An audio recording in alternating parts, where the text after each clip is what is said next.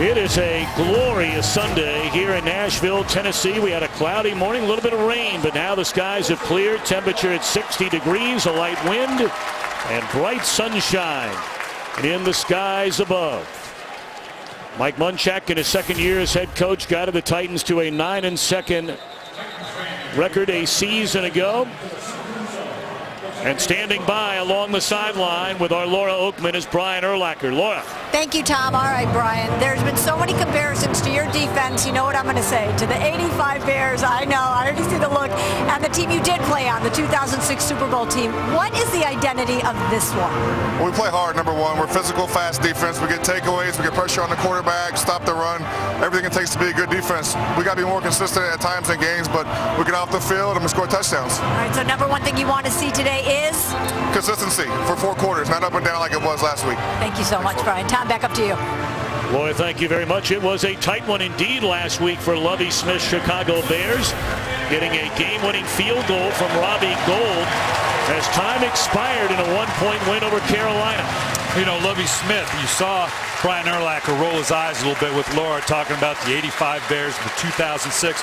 But Lovie Smith knows that that pedigree is something you can tap into. You can challenge these guys with the history of this great Bear franchise. Well, the Bears will begin on defense. Tennessee wins a toss, has elected to receive. So Robbie Gould set to kick it off, and Darius Raynaud waits back.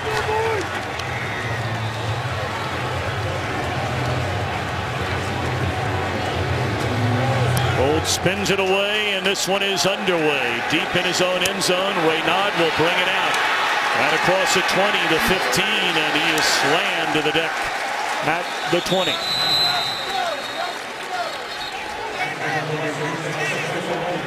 Offensively for the Titans, they rank 24th in total offense. Matt Hasselbeck making his 5th consecutive start for the injured Jake Locker. 2 gifted young receivers in Kenny Britt and Kendall Wright. The tight end Jared Cook is a great intermediate target. And Steve Hutchinson, they've got to draw on his experience because this offensive line has been beat up a little bit and is in flux. Yeah, in fact, they had the right side of their line. John Harris and David Stewart both left last week on the same play with injuries. Harris not starting today. Deuce Latui, his first game action, and wide open down the middle of the field. And the catch is made. The ball is loose. And right from the get-go, the Bears had their 24th takeaway of the season.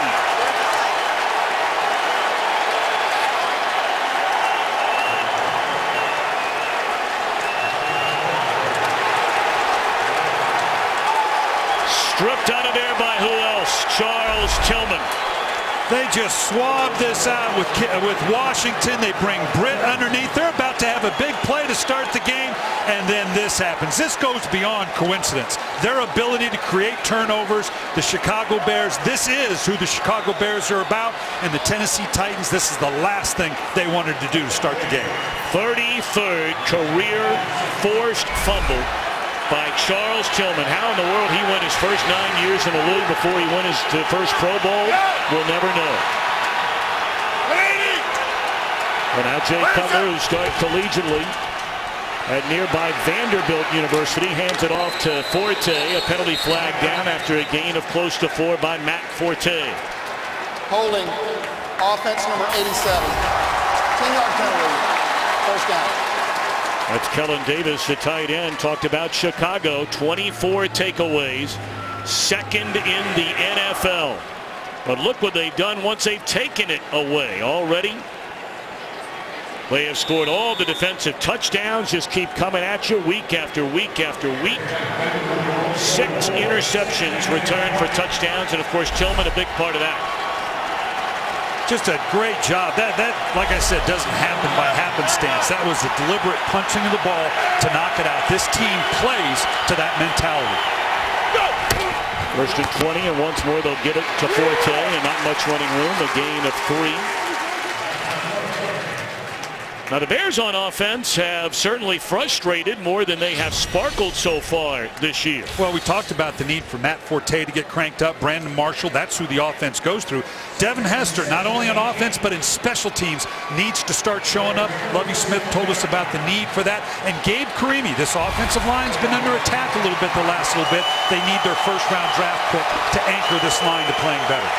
Well, it was an ugly 3 quarters against Carolina last week for the Chicago offense. Butler was sacked 6 times in the game.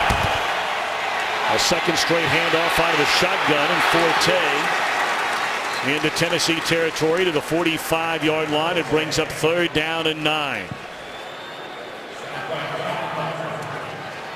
The Bears told us that they were going to challenge the Tennessee Titans nickel package in the running game. We've seen a lot of 3 wides to start the game, and they've almost exclusively run from it. They think they see something in that front 7 they can take advantage of.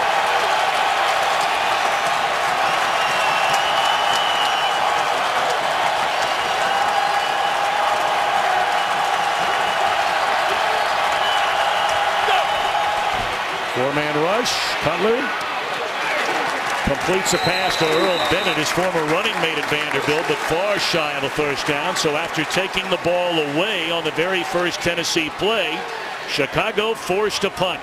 That's a big win for the Tennessee defense to turn the ball over that way. Last week, 3rd down was a tough spot for the Chicago Bear offense. They were 2 of 8, Tom. That was a big reason why they left themselves vulnerable against the Carolina Panthers. Raynaud stands back inside his own 10-yard line, awaiting on the punt from Podlish. End over end, and fair catch signaled for, and then he'll let it bounce over his shoulder through the end zone for a touchback.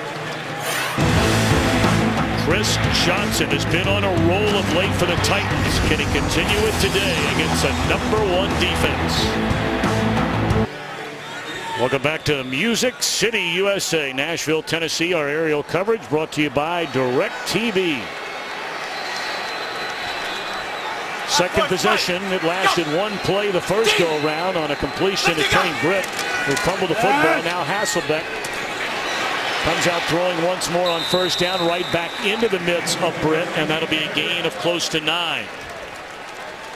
Chicago defensively, #7 overall in the NFL, #1 against the run, littered with stars, beginning up front with Julius Peppers. And that's a pretty good start, bringing Peppers off the edge. They move them all over the field, and Urlacher and Briggs, they found the fountain of youth. They're playing as good as they ever have, and Tim Jennings leads the league in interceptions. That's a pretty good combination to throw at anybody.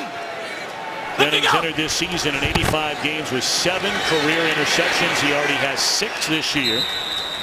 And on second down and less than a yard, tough to tell whether or not Johnson got there. He appears to be just short, pardon me, Brian. Yeah, every defensive coordinator we talk to says what? You got to stop the run. Usually that means bringing that 8th guy down in the box. Not in the case of the Chicago Bears. They feel like they can handle the run with just their front 7. If they can continue to do that, that's where they get the latitude in their back end to do so many different things that leave the opponent vulnerable in the passing game. 30 yards back into the hands of Johnson, and he is denied the first down mark. The #1 rushing defense in the National Football League, giving up just 77 yards rushing per game. On 2nd and 1, on 3rd and 1, they stop Johnson and the Titans. And the last thing you need to do is embolden this Bear defense, but we've had 2 series, created 1 turnover, and stuffed them twice with 1 yard to go. That Bear defense is feeling its oats.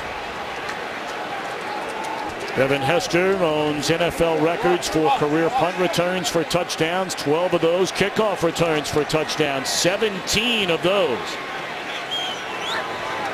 But it's been quiet the last couple of years, and Lovie Smith said it's time for him to step up and get back to where he once was. That one brought up to the 27-yard line. Second possession for Brandon Marshall and the Chicago Bears in a scoreless game from Nashville. Well, for those of you that are under 30, that is called an album. Those are called albums. You just threw out a bunch. Yeah, I know. That's you didn't keep any of them? They called it pre-loved music. Had to keep a couple of those. First down for the Bears. Forte cuts it back to the inside, still on his feet. And is shoved out of bounds at the 43-yard line. That'll be a gain of 15 on first down for Forte, who's been bothered with a sore ankle going back to the Green Bay game. Boy, in the middle, they just got blown up early. And Forte, they had a stun on the inside in here. You can see that it opened up on the outside. We said that Matt Forte's got to get cranked up, not only in the running game, but dropping the ball off to him in the passing game. He's a 50-plus catch guy. The combination of the two could be lethal for the Bears. Might help with their consistency. Spotted at the 44. That is a gain of 17 for Forte. Play action looking down the field for Marshall. And Cutler trying to get away, and he takes a big hit. Akeem Ayers, in just his second year out of UCLA, started 16 games as a rookie, and he's really coming on strong for this Titans defense. Well, and you can see Jay Cutler here. Mike Tice, the offensive coordinator, has been after Jay Cutler. Throw the ball away. Don't take these hits. You're going to take enough in the pocket. When you get outside the pocket, nothing there, throw it away. That was an unnecessary, punishment on Jay Cutler's part that he could have protected himself. Closing in on 9 minutes to play in the opening quarter. Blitz coming now, and it should have been intercepted. Had an eye on Bennett, but right through the midst of Jason McCourty. Jay Cutler, the receiver, had not even come out of the route. Bennett turned around, a little bit of surprise. The ball was behind him. Little miscommunication between Cutler and Bennett as to where he thought Bennett was going to be.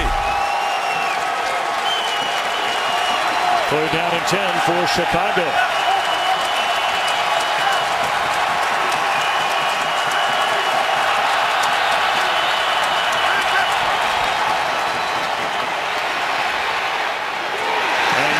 Close to the intended receiver, Brandon Marshall. So for a second straight series, the Bears will punt it away. They talked about last week here. You can see again another third down that's not converted. He's feeling the pressure. He's throwing off his back foot. You got to follow through. That's where the accuracy comes from when you throw the ball. Just like a tennis player or a golf swing, you don't get that follow through, you really have no control of where the ball's going to go. Very short punt by Pavlich, and it will drop and be down right at the 20-yard line. Chicago has already forced one turnover. They'll take the field when we come back. No score. Titans and the Bears. On the banks of the Cumberland River. Welcome you back to LP Field in Nashville, Tennessee. Cutler 1 of 3 to begin the afternoon for 2 yards. And already the Bears have punted on each of their first 2 possessions.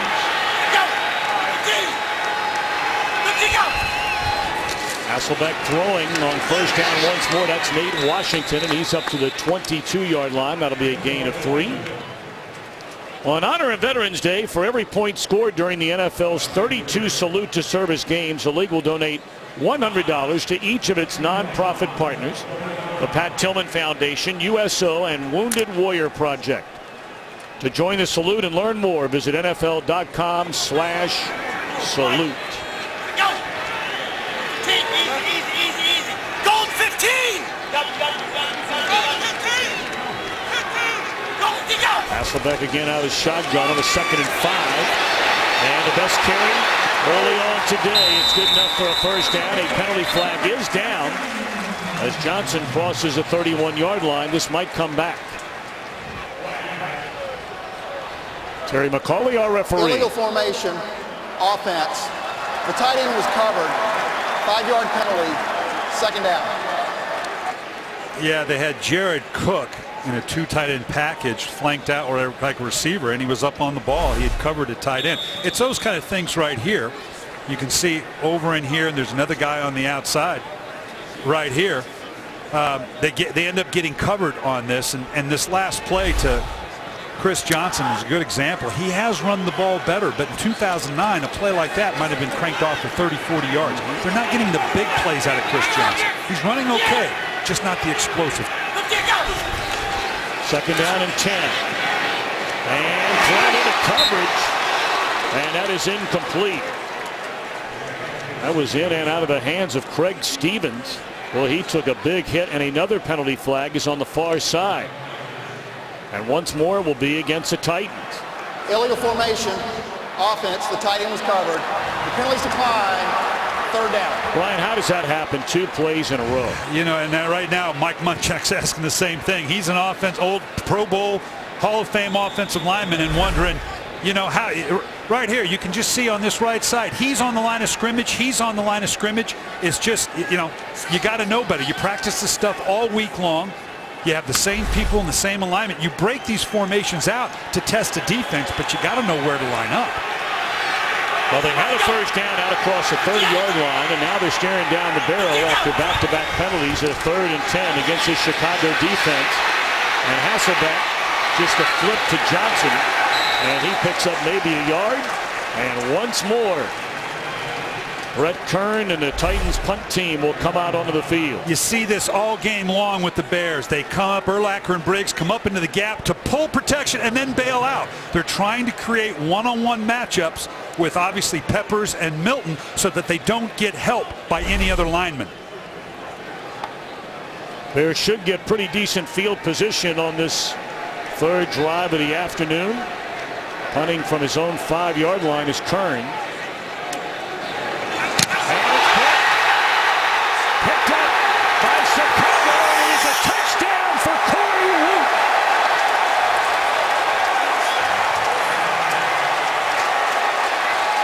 The Bears have scored 6 touchdowns on interceptions returned to the end zone, and now a block punt picked up by Wooten.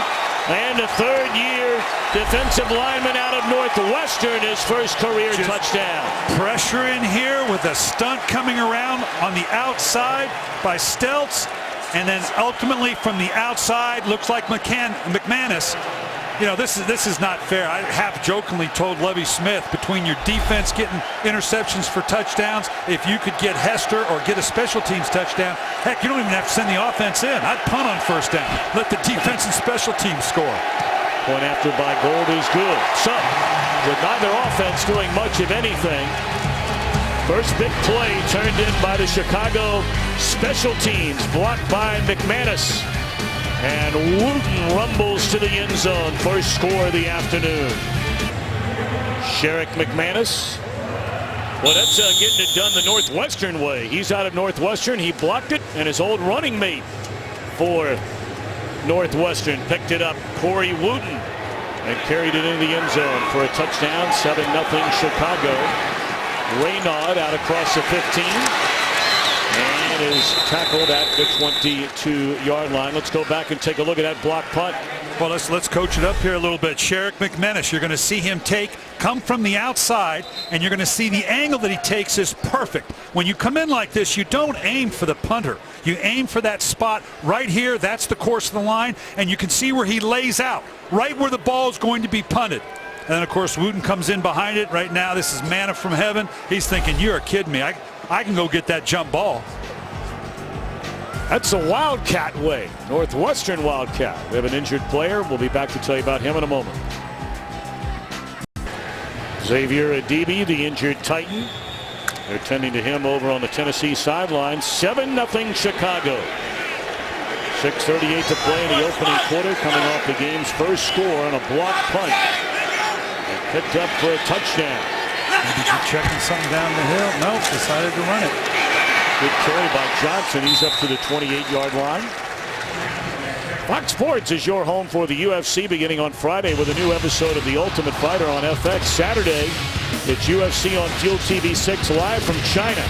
And then on Saturday, December the 8th, UFC returns to broadcast television, the UFC on Fox 5. Benson Henderson will put his light world championship on the line against Nate Diaz. Fox Sports the place to turn for hard-hitting UFC action all year long.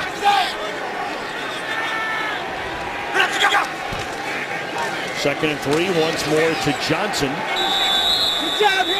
And he's short of a first down. It brings up third and less than 2. And we check in for the first time today with our friend Kurt Menefee in Los Angeles. Well, the Packers trying to keep pace with the Bears in the NFC North. Aaron Rodgers hooking up with Randall Cobb. 13 yards later, it's good for 7. Cobb's 5th touchdown in the last 5 games, and they lead at 7-0 over the Cardinals in the first quarter. Tom, Brian, and Laura. That Arizona team started the year 4-0. Yeah. And that Green Bay team, you talk about a team with a swagger, they're feeling pretty good about themselves right here. So now 3rd and 2, they're going to throw it this time on 3rd and 2, and it's incomplete. It is 3 and out for the Titans. Titans they got to do something to get some energy now. They've had a fumble. You can see he just comes in here with a little pivot route, trying to work his way back out in short yardage. And the receiver thinking the ball was going to come into him. They've had a fumble. They've failed on now a 3rd and 1, a 2nd and 1, now a 3rd and 2, and they've had a blocked punt. Other than that, they're right on target. They got to find something to get some energy here. Maybe a turnover by the defense.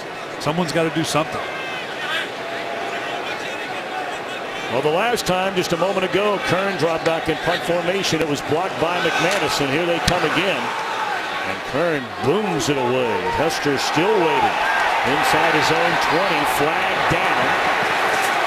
And Hester will tiptoe out of bounds short of the 30. We wait on the penalty flag.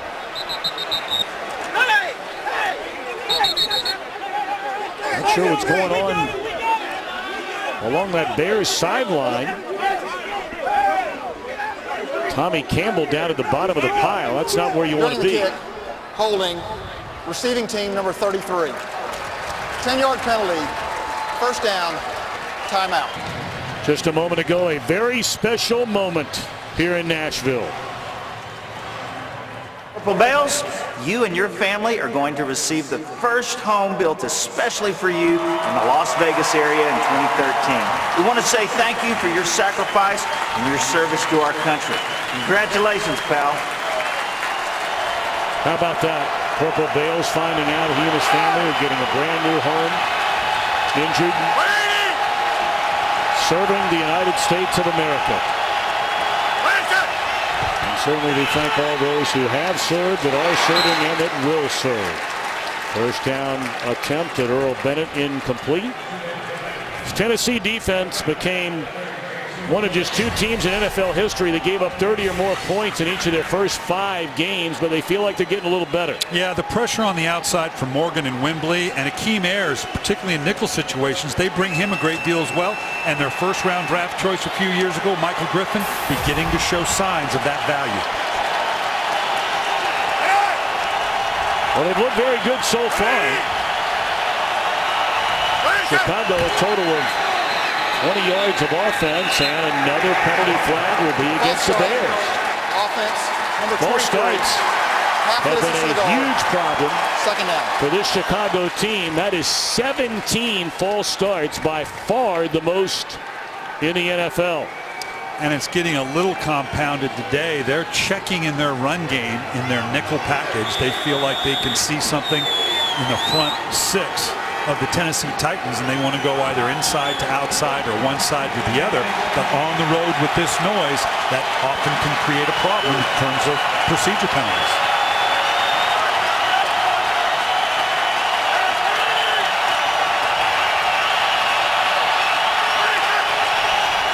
In his own end zone, Honduras able to avoid the sack. The ball is tipped into the air, caught by Forte. He is short of the 1st down, but there is a penalty flag once more. And if that's holding in the end zone, that is a safety. Illegal use of hands to the face. Offense number 73. The foul occurred in the end zone. Safety. How about that? Tell you what, Brian, you know that all the things that have gone Chicago's way in this 6-1 start, but you brought it up from the very beginning. There have to be major questions about this offense. Well, it does, and as good as they are, you can look and, the ultimate answers were 6-1. You can see the hand going right to the face mask there, right here, as the helmet starts to tilt a little bit, and it happens in the end zone. But you're exactly right. As good as they feel about the 6-1, there's a lack of continuity on the offensive side of the ball. Now, make no mistake, Lovie Smith, when he made Mike Tice the offensive coordinator, wanted to get back to that 2006 mentality. Play good defense, run the ball. But they brought in Brandon Marshall. They've got assets in Jay Cutler that we need to still keep that explosive part of the offense that he tried to retain when he let go of Mike Martz as the offensive coordinator. And right now they're just not getting the continuity that they need offensively to match what they're getting from the defense. Well, especially when you look at the passing game. And really that's what they built this whole thing around, giving Jay Cutler more and more weapons. There are 32 teams in the NFL. The Bears rank 30th in passing offense. But again, as you said, you get back, they're 6-1 at the end of the day against what has been so far a very soft schedule. And Lovie Smith will tell you he's okay with that. They don't care about the rankings. Some of it has to do, what we're scoring on defense. So you don't have the same number of opportunities. I understand that. But against the really good teams, you're going to have to make sure that you have some level of productivity and consistency from the offense. With a free kick fielded by Raymond at the 25-yard line. He has some running room. And he is tackled at the 48. A late flag came in from the middle of the field.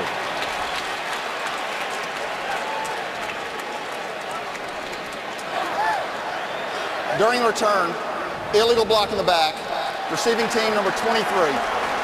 10-yard penalty, first down. That's a second very big penalty against the Titans. One of them, of course, took away a first down, and now this. Just kind of a late hit, came off, really didn't need to do it. Tom, we said Tennessee needed something. This has gone all Chicago Bears way. But now they got a safety. They started with a nice return here to spark them a little bit. The offense needs to pick up on the little bit of an emotional swing that we have going right now if they're going to sustain this to try to keep up with the Bears. That is nearly a 25-yard penalty. Hasselbeck on first down. Tipped by Tillman, who is looking for yet another interception. He has 2 of them returned for touchdowns already this year. And we check in again with Kurt Menefee. And the Houston Texans looking like the best team in the AFC right here. Nice play fake. Shaw hooking up with Owen Daniels wide open. 39 yards on the score. And they lead over the Bills 7-0 as they get ready to start the second quarter. Tom, Brian, and Laura. All right, Kurt, thank you very much. Tillman knocking away the first down pass attempt. And now Hasselbeck in big trouble, sacked all the way back to the 10-yard line.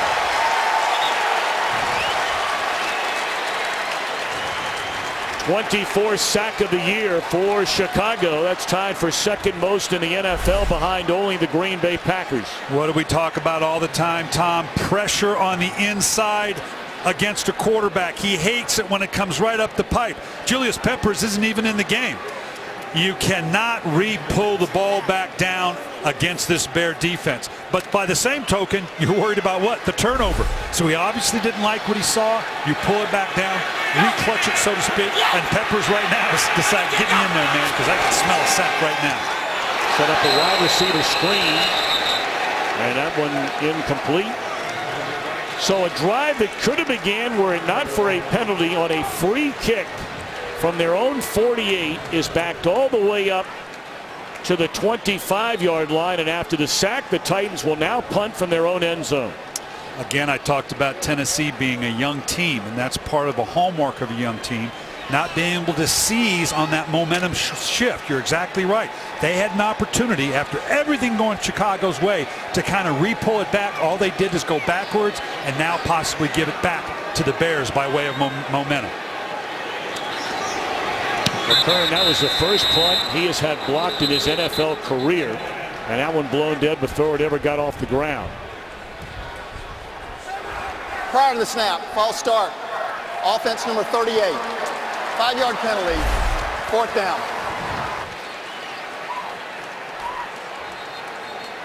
Right now on the outside with these gunners, you can tell anytime a team jams both gunners, and we'll try to give you a look at it, it usually means you've got a return on. We already talked about Lovie Smith saying we've got to get Devin Hester re-involved, re-engaged in the game. This is a great opportunity for a Devin Hester. You're going to see a double on both sides here and here. That usually means return is on. Low line drive punt fielded by Hester at his own 47, and look out! This is a return they're looking for, and Hester is tackled inside the 10-yard line.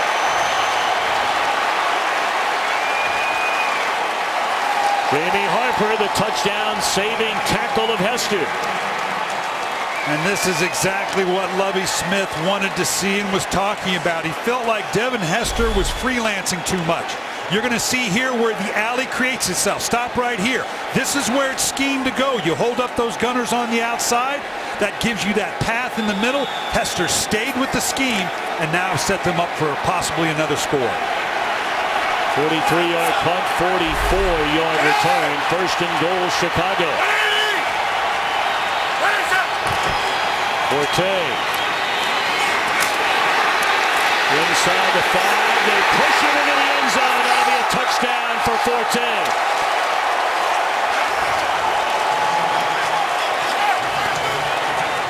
Block punt for a touchdown. Big return by Hester. Leads to an 8-yard scoring run for Forte. I want you to first watch the patience of Forte, and now we're getting into Australia rules football here, folks. This is a scrum. This is a rugby play, clear and simple right there. How many bodies can I push in? I'll tell you, you get Lance Lewis starting to shovel and shove people around at 6'3", 320 pounds. That pile's going to move a little bit. Forte, his third rushing touchdown of the season. And now the point after by Gold. Good snap, good hold, good kick. Lewis was the one guy Mike Tice talked about yesterday. Yeah, well, you could see it right here. There's just a lot of bodies. And when offensive linemen see this, they know now, look, as long as I can keep them upright, right here, Forte's job, just stay up, because my linemen are going to get me pushed in. The key is I don't have to go forward. The wave's going to take me in like a surfer riding to the shore, and I just got to stay upright because I know they're going to push me and this pile into the end zone right here. Look at this. This goes for a good. They're on the 3-yard line. And look at that scrum right there. That's fun to see. That's a look from a DirecTV blimp. A big return by that man, Hester. Setting up the touchdown carry by Forte, putting Chicago in front 14-2. And a lot of people talk about, we said in the open, Tom, that some people, well, this Bears team is getting old. Well, old or mature, which is it? What's the point of view? We're seeing the maturity of this Bears team because we saw the momentum go away from them a little bit, but they seized it back. They're taking advantage of it. That's a big part of why they're 6-1 as well. They're not going to panic when certain things go against them. That's a question you like to ask your wife, right? Am I getting older, or am I just getting better? More mature? I'm like, fine. I don't want to ask her that because I'm not sure I'll come out well on either one of those counts. You're right. Reynard out of his own end zone, cuts it back to the inside, and a pretty good return up to the 23-yard line. Well, Fox tonight, the most animated night on TV returns. It's animation domination. All new episodes of your favorite comedies: The Cleveland Show, The Simpsons, Bob's Burgers, Family Guy, and American Dad are back starting tonight, 7:30 Eastern, 6:30 Central on Fox. The Bears have 38 yards of offense. The Titans have 34 yards of offense.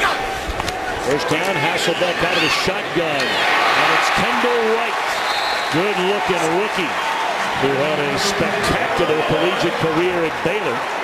He's their leading receiver, and they're in hurry-up mode. Yeah, they got to see if they can calm down this Bears defense by going into no huddle and change the tempo on them. Gain of 18 on the first down reception, and once more to the air, and once more it's intercepted. Urlacher looking for the end zone. 7th interception return for a touchdown by the Bears this year. Unbelievable.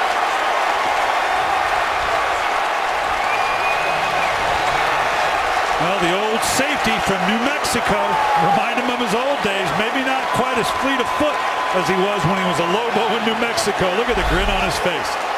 He's going to drop back in here. Cook comes up for a sit-down route. I'm not sure that Hasselbeck knew he was there. He lost sight of Urlacher coming on the inside. Thought he could get the ball. Actually was going to the outside with Williams coming in behind Cook. And look at that. That's the old safety in him, staying upright.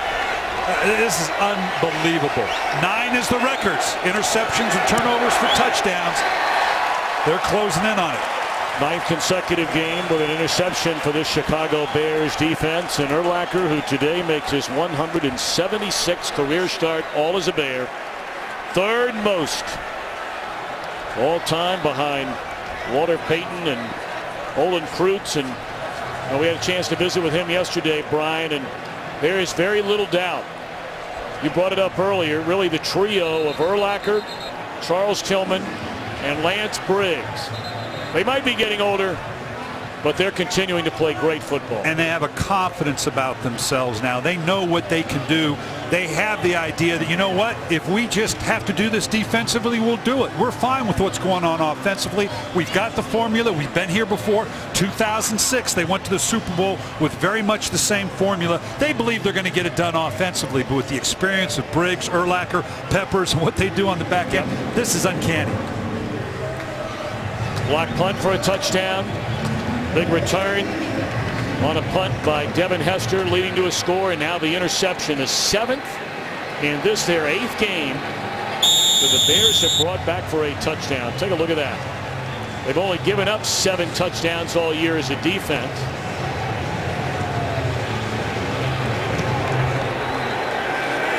That makes it 21-2, and we're still in the opening quarter. And the Titans are looking for answers, something, anything. First play of the game, stripped out of there by Tillman. A punt for a touchdown, the first for the Bears since October of 2008. They just overwhelmed this Tennessee offense. And now Urlacher to the end zone on the interception delivered by Hasselbeck.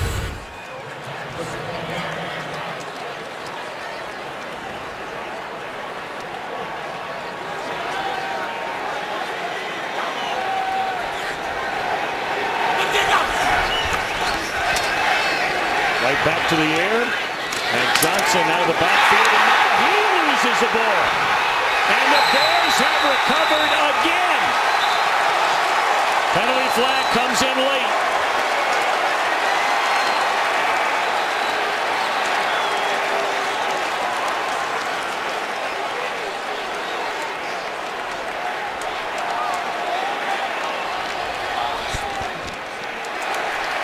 We'll have to see what they're trying to sort out. Tillman brilliantly batted the ball away to give his team a chance to kind of come up with it. There's no foul on the offense for an illegal bat. First down, Chicago. Yeah, and that's what it was. Tillman going after the ball. It has to be more blatant than this. Ball's just a little bit behind Chris Johnson. He tries to put it away and turn up. Again, just a brilliant hit by Tillman. And watch here. He's going to reach down and bat it. They now become an offensive team. They scoop it up and retain possession. Again, that shows you this isn't just happenstance. It doesn't just happen. Briggs getting him under control. Tillman, and watch this, the batting of the ball. They don't wait for turnovers. They create takeaways. Well, Cutler back out onto the field at the Tennessee 16-yard line, looking to add to a 21-2 lead. And the first carry of the afternoon from Michael Bush. He came over as a free agent from the Oakland Raiders after rushing for nearly 1,000 yards a season ago. Well, and there's plenty of reasons to smile if you're a Bears fan about this defense. And in fairness to the offense, you know, their numbers at the end of the day may not look great. They haven't needed it. This is a perfect example. You don't have to take a lot of chances here. Why would you? And you can be a little conservative. You got total control of the game. Doesn't mean you won't take a shot down the field, because you're going to play to the strength of what's happening, which right now is the defense. Cutler delivers, first catch of the afternoon from Marshall. Not much of a gain. So to bring up 3rd down and long for the Bears, as we're down to the final 2 minutes of this opening quarter. Now right here, they've moved Marshall into the slot. And whether they're playing a zone defense, they just figure you're going to come up and make the tackle. Not a bad plan right there. Keep it all in front of you. You've got to tighten down here. Yep, all to Ron Werner, their starting left cornerback.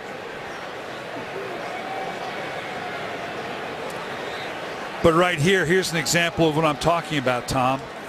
We've got a 3rd and 7. Obviously, you want to convert. You want to get a touchdown. But by the same token, you're in total control of the game. You don't want to turn the ball over. You don't want to give any life to the Tennessee Titans. So I'll be interested to see what Jay Cutler does. He does have the maturity to know I'm not going to force it down the field. If they want to give me something, I'd be happy to drop it off. They might even run it in this situation because, again, they're in total control of the game. Don't put yourself in a situation where you can give anything back to the Tennessee Titans. In the aftermath of natural disasters like the Superstorm Sandy, the American Red Cross provides life-saving services, meals, shelter, mobilizing resources and workers nationwide. Visit redcross.org or text Red Cross to 90999. And if you're able to give a $10 donation.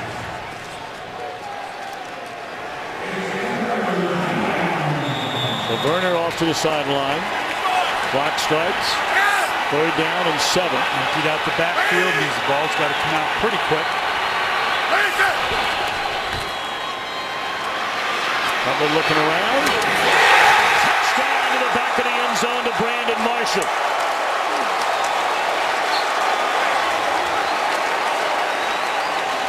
Second completion of the game for Cutler. And it turns into the 5th receiving touchdown this year for Brandon Marshall. This is classic Jay Cutler. He has got such a spectacular arm. You're going to just see here Marshall on the inside. We saw him earlier in the slot with a short little route. Now he's doing a little nod route. He's open now, but Cutler's not comfortable with it. We don't want to throw the ball into harm's way, but Cutler climbing the pocket and making a throw, getting the ball out of his hand in a way that few quarterbacks can. Boy, this is getting ugly early.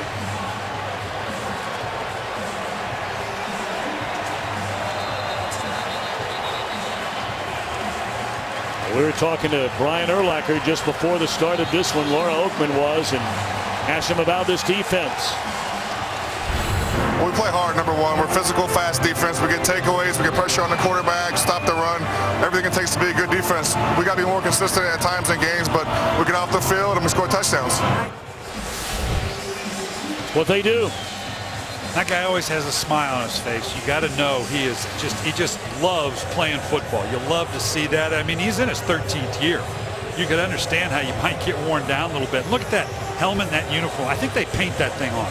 He can't walk into that. They've just got to paint it on. That helmet's face and neck are busting right out of the helmet. There's an enthusiasm about this guy. And he recognizes how good this team can be.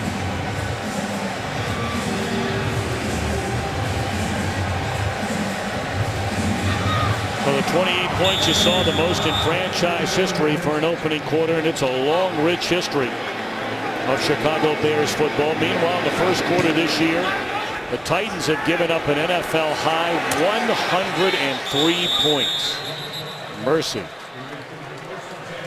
As always, we'd love to welcome the men and women in uniform serving around the world, watching today's game in 175 countries and abroad, ships at sea. On AFN, the American Forces Network, we cannot thank you enough for all you do, serving the greatest country in the world. We hope you enjoy the game today, and may God bless you all.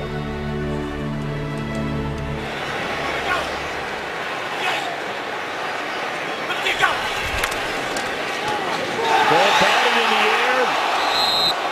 air, and Corey Wooden raising his hands in the air saying, how in the world didn't one of you guys catch that? Yeah, we've seen a couple tip balls here. You're going to see off this edge up into here.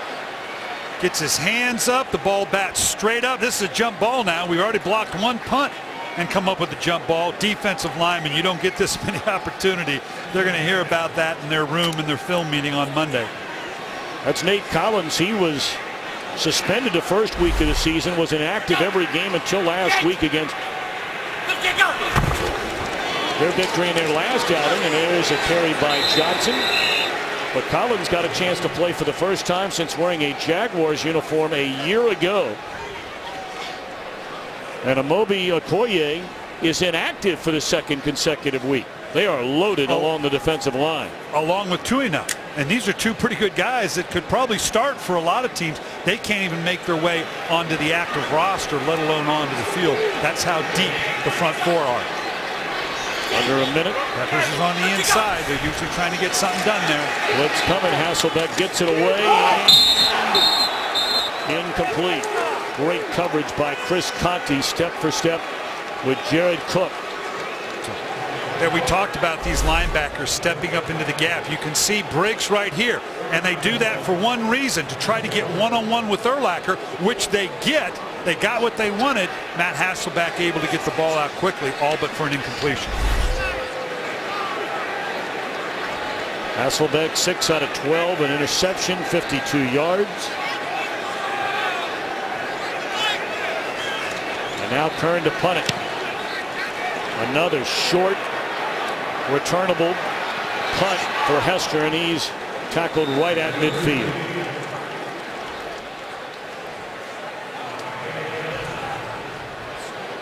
Well, they knew what they were getting into running into this new monsters of the Midway. Naturally, the comparisons start right from the beginning, going back to the '85 the Bears. Well, and you got to remember, the '85 Bears won the Super Bowl. It was the '86 Bears that broke the all-time scoring record at the time, since broken by the team in Baltimore in 2000, I might add.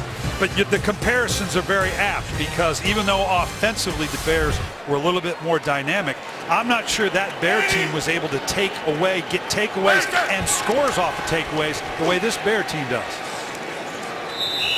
Bush, a first down carry that will be the final play, one would assume, of this opening quarter. Block punt for a touchdown. Great return, set up a touchdown. Urlacher, an interception return for a touchdown. And we have only played 15 minutes of football here in Nashville, Tennessee. The Bears trying to go to 7-1 on the year with a huge 28-2 lead over the Tennessee Titans. And Fox NFL Sunday will continue right after this. Well, if you just stay with the first line, you'd say, boy, what a great defensive battle. But obviously, that's not the game we're seeing right now. Turnovers, points off of turnovers, two totally different challenges for those coaches. And now these two gentlemen, Matt Hasselbeck's got to figure, what can I do? We've gone no huddle. We put the ball down the field. What can we do to try to change the energy here in this stadium? Cutler throw it on first down, finds Marshall.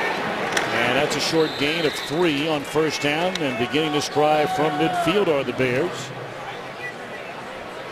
Lovie Smith in his 9th year. He's won 3 division titles. Twice has taken Chicago to the NFC Championship game, the 2006 Super Bowl. They have not been to the playoffs, however, in 4 of his last 5 seasons. And they let go of general manager Jerry Angelo last year as a sign of that displeasure, but Lovie Smith staying on and seeing now that confidence is bore out by the fact that they're 6-1 and on the way to possibly 7-1. Long way to go. Just underway in the second quarter, and on a third down. Boy, how about that catch in traffic by Bennett? There is a penalty flag. He has enough for a first down if the call stands.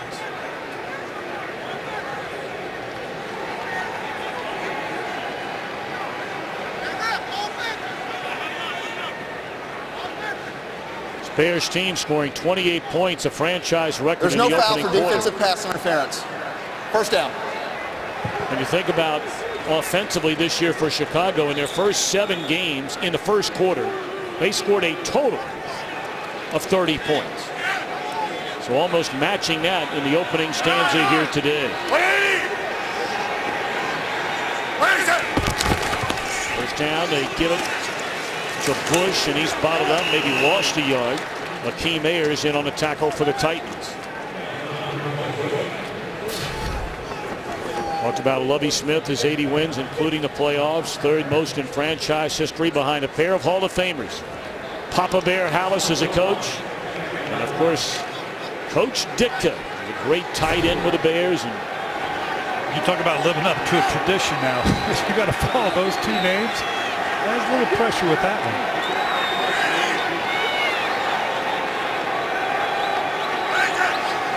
Second and 11. They pick up the blitz. Cutler rolling, and he'll keep it. And tiptoe out of bounds. That is a first down at the 28-yard line.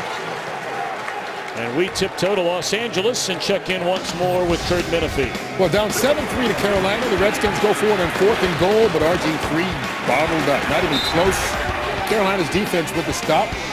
7-3 the count right now late in the second quarter. Hey, how about a highlight for the defensive fans, Tom and Brian? How about it? Not quite what we got going on here, but still a pretty good stand by Carolina.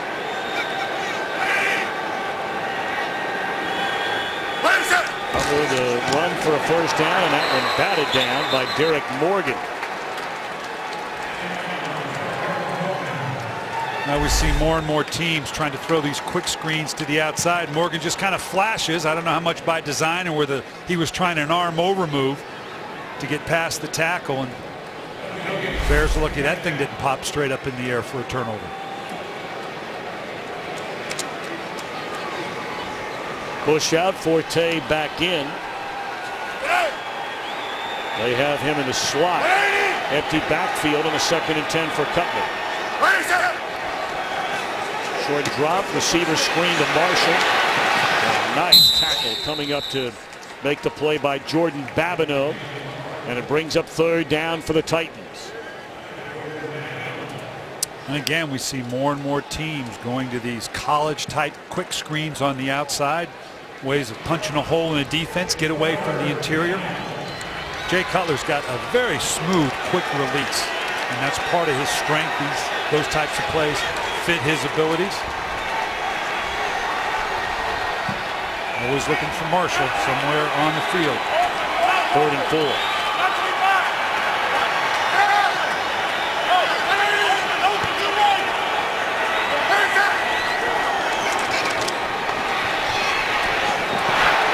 Intended receiver was Bennett. Of course, Cutler and Bennett played collegiately just down the road at Vanderbilt University.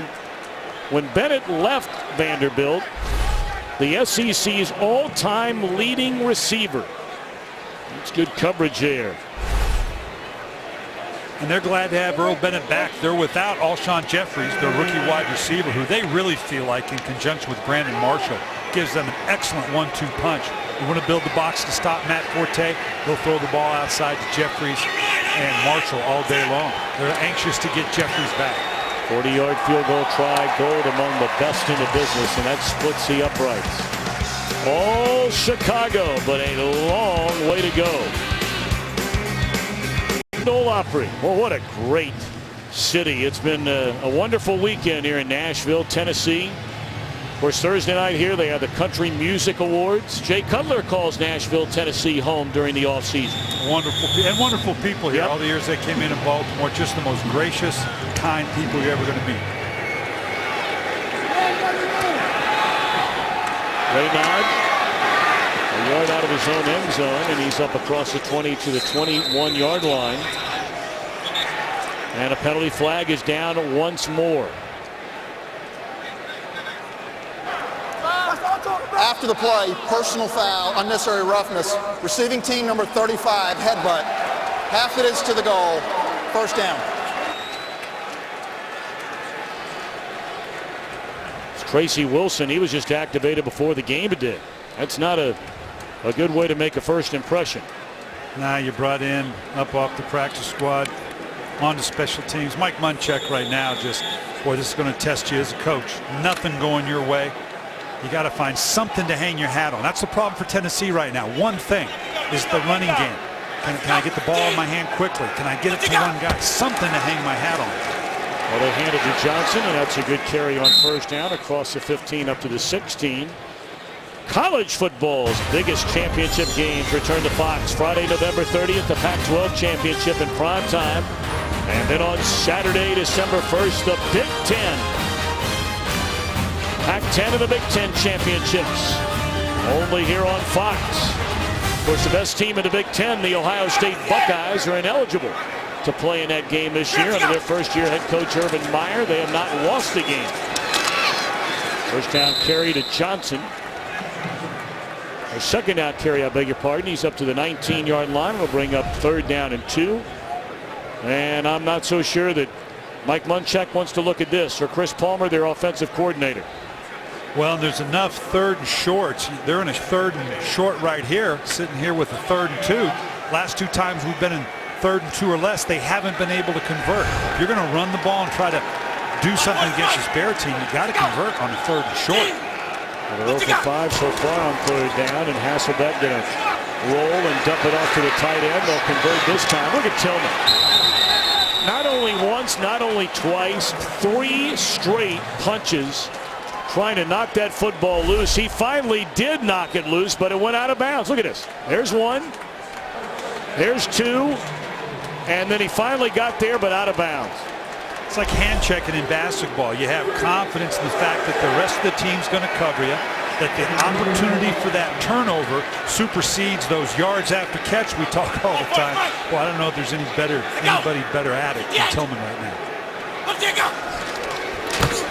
Handed to Johnson, and he slips the tackle and then is wrapped up by Israel Adonijah after a gain of a yard, maybe 2. Well, I remember you and I talking a couple of years ago as Adonijah is down injured. We were doing a Chicago Bears game. It might have been about 4 or 5 years ago, where we both wondered openly at the time how Tillman had never been to a Pro Bowl. Last year was his 9th season, and it's the first time that he reached the Pro Bowl. And they're going to tend to Adonijah, and we'll step out. 9:41 to play until halftime. 31-2 with 9:41 to play until halftime. Alongside Brian Billick, Laura Oakland, Tom Brenneman, our entire Fox crew. Glad to have you with us on this Sunday afternoon as we start the month of November. And that one cross the middle of the field, reeled in by Kendall Wright. Right, their leading receiver now with 42 catches on the season, and they're still taking a look at Adonijah. Tom, you start talking about Charles Tillman. One of the reasons I don't think he got the credit he deserved, when you're talking about Lovie Smith, Chicago Bears, a lot of Tampa 2, that 2-deep defense, where you don't think of the corners as being top corners because they're there to jam the receiver and play the run. They're not a pure Tampa 2 team, and Charles Tillman finally getting the recognition he deserves as a more complete corner. Looking on the other side of the field, it looked like Urlacher got tangled up along the sideline with Johnson. No penalty flag. Crowd wanted one. Yeah, tangled up. He mugged the guy on the outside. I think he got away with a little something there. You can see Urlacher come to the outside. He recognized what's going on here. He starts on the inside, play action. Now he rolls. They're trying to catch him out the backside. And he's just so big. He pins him to the sideline like a true veteran will. So he's got no place to go with it. That was just a nice veteran move on the part. 44 years young, out of Lovington, New Mexico is Urlacher. And wrapped up is Johnson, and once more it's Nick Collins. So it'll bring up 3rd down and 8 for the Titans from midfield. This is where the Bears are lethal. Obviously, with their ability to put pressure in a passing situation on a quarterback like Matt Hasselbeck with just their down 4. I'll be very surprised if we see more than a 4-man rush, which means there's a whole lot of folks back there moving around. He's already been trapped by Urlacher one time, not knowing where he was, and you got Tillman out there as well. Pepper's in here. This is where they're trying to get the one-on-one matchups. And Hasselbeck will easily get to the first down marker, and he'll lay a hit on a defender rather than sliding at the 32-yard line. Lowered his shoulder right into Tim Jennings. You're going to see Peppers collapse in here at the last second, trying to increase in a lane, gets pinned to the inside, and even a guy like Hasselbeck, normally a guy like Hasselbeck at this stage in his career, ain't going to hurt you a whole lot down the field, but good enough to get the 3rd down in this instance. Lowered his shoulder, said, I'm not sliding for anything. We need this first down.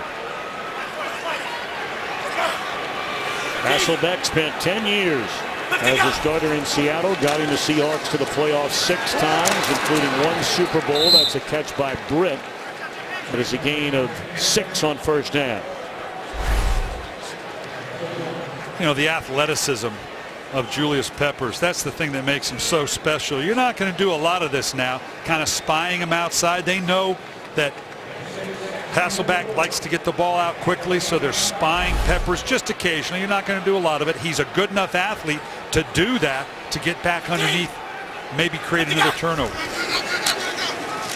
Johnson able to break a couple of tackles and then races right by Conti, and the ball is loose once more. Unbelievable. Unbelievable. Another turnover, and it looked like Urlacher was the one who strips it away from Johnson. So just as things were starting for a moment to go the Titans' way, Urlacher pops it loose, and another takeaway for the Bears. All Chicago is 6:36 to play until halftime. Urlacher already 4 tackles, an interception, returned for a touchdown, has recovered a fumble, and now forced a fumble. 4th turnover of the afternoon for the Tennessee Titans. They pitch it to Hester. Flag down. That didn't fool anybody. This will be a hold against Chicago. Holding. Offense number 73. Half the distance to the goal. First down. That's Jamarcus Webb. He beat out the former #1 pick Chris Williams to return as a starter this year at left tackle. Up here where you have these kind of special reverses, all of a sudden the defender reacts, tries to jump to the outside. Now he's got nothing but jersey there. That's the hard part for the tackle. Not hard to see when you're in the outside out there. It's another change Mike Tice made, taking over as offensive coordinator. He flipped Karimi over to the right side, and Webb, who started all 16 games at right tackle last year, went to the left side.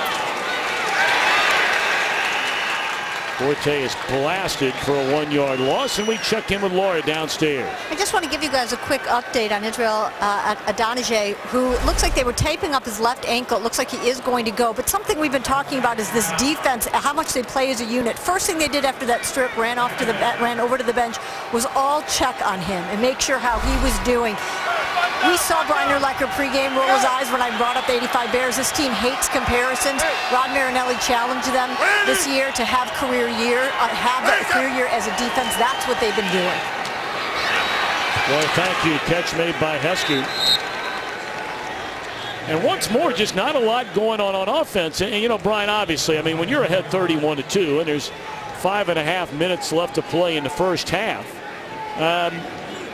I don't know if you're going to get all that worked up or all that concerned, but Mike Tice is clearly a little bit concerned about this Chicago Bears offense. He said they have not shown up for an entire game in any game so far this year. Yeah, it's the continuity that he's talking about. Some of it created on their own part offensively, some of it because thanks to the defense, you're not on the field very much. And then on a 3rd and forever, you hand the ball off to Forte and he gets a first down. You know, this is a brilliant call here because, quite frankly, you'll do this about once a year because, right, you don't want to throw the interception. Occasionally you get away with it. They did here. It's the right call at the right time. This is what they need to do now to answer what you're talking about, Tom. Let's just put together a good, solid drive. We've got the game under control. We're going to run the ball, a little play action. We've got to show we can get some continuity against the defense. We ought to be able to move the ball against. A delay to Forte, and he's dropped 4 yards behind the line of scrimmage by Akeem Ayers. I mean, you're talking about a Bears team here in the first half. They haven't needed to do much, but they have 61 yards of total offense against one of what has been one of the worst defenses in the NFL so far this year. And Mike Tice knows that. Mike Tice played for me, coached with me for a number of years. This is a good coach. He very much in tune with what Lovie Smith wants in terms of the balance between the offense and defense, but still there has to be a level of productivity because against the really good teams in the league, they're going to need it. Butler, the screen to Forte, set up beautifully, and another big gain for Forte. Crosses midfield, inside the 35. and thrown down to the 27-yard line by Werner. That'll be a first down. Clock running to 3:20 to play. Well, we've seen a draw and a screen. The big plays here. Patience, upfield rush by Tennessee. Nice job. You throw a good screen right there. Excellent block on the right side by Lance Lewis. Lance, and a nice job of Forte. No one's better at it than this. Look at how smooth this guy is. Changing direction, putting his foot in the in the turf and changing direction. And then what we see there at the end, cover up the ball. Tennessee would do well to watch how he protects it. Bush on first down, close to 10 to spending on the spot.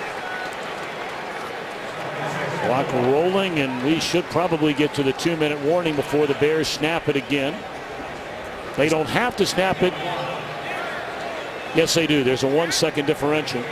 And Forte again, over 100 yards from scrimmage.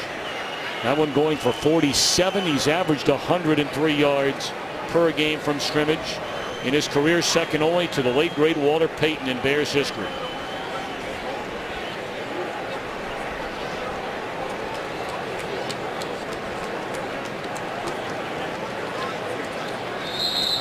That is the 2-minute warning. 2 minutes. Well, apparently somebody, the play clock at least that we saw, was a little bit off. They didn't have to spend a timeout. It's a 2-minute warning. I think the league needs to investigate this. I think Lovie Smith's getting extra help from the stands here, Tom. This is an old offensive coordinator that's been blitzed one too many times. Second down and less than a yard, and Bush has a first down. There was a lot of conversation going on there. We noted that the Bears, at least from the play clock we saw before the 2-minute warning, were going to have to run one more play. Apparently, it wasn't accurate. But Mike Munchak wanted to know an answer from the officiating crew.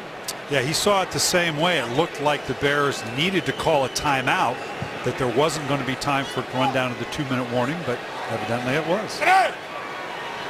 First and 10. Trying to add to a 31-2 lead of these 6-1 Bears.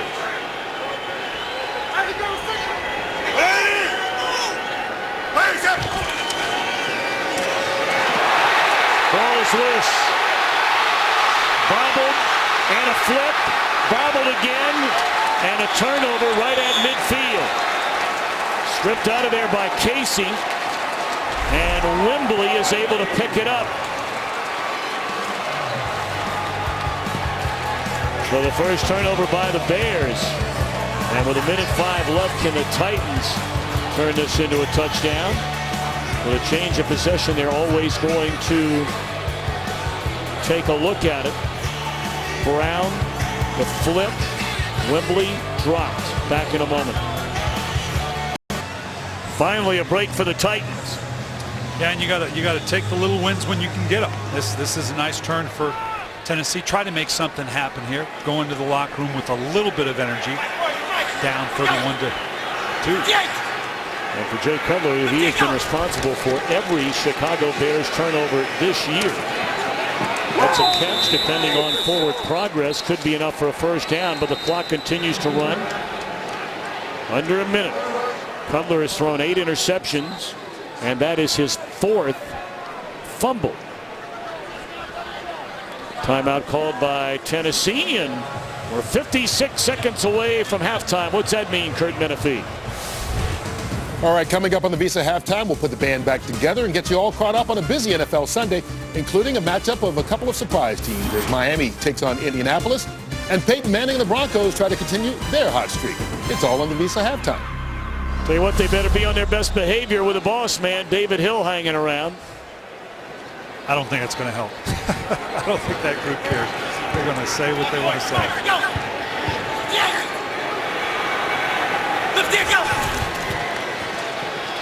Hasselbeck looking around, and he's still on his feet. And he'll slide for a pickup of a yard. Clock will run. Titans have 2 timeouts remaining, and will spend one of those 2, halting the clock with 45 seconds. They had an eye on Jared Cook down the field, but missed it. Boy, how he got out of this one. You forget how big and strong Matt Hasselbeck is, but still just fighting his way out of this. And you got to feel good for Matt Hasselbeck coming to Tennessee, playing so well last year. They decide to go with Jake Locker, which they should. He's going to be the quarterback of the future. They took Locker with the 8th pick of the draft last year. Then due to the injury, they bring Hasselbeck back in, gives him another opportunity now to kind of maybe go out on his terms. Hasselbeck threw for over 3,500 yards starting all 16 games last year, 18 touchdowns. We're trying to get points on the board before halftime here. This time he finds Cook, who's chopped down at the 30-yard line. That's right at the first down marker. And they're trying to hurry him up. 35 and running. 1 timeout remaining. They're taking a lot of time.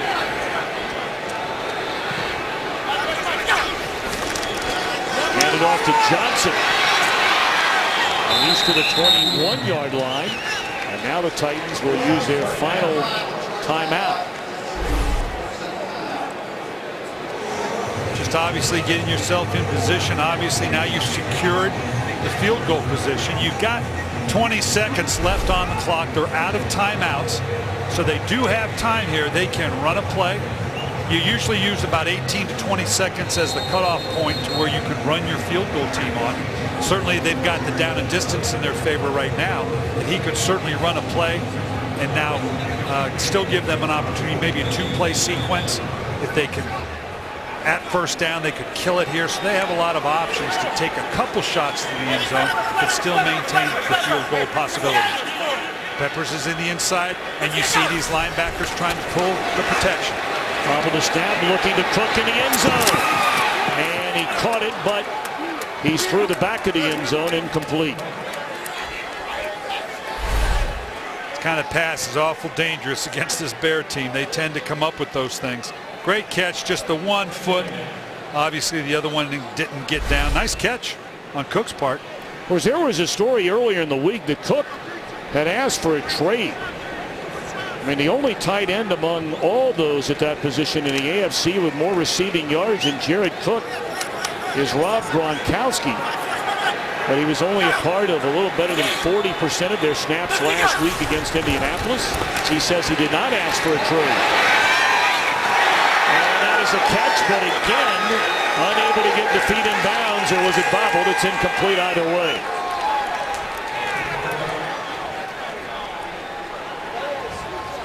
Terry Bradshaw and company standing by with a Visa halftime. Of course, that's in the Smithsonian.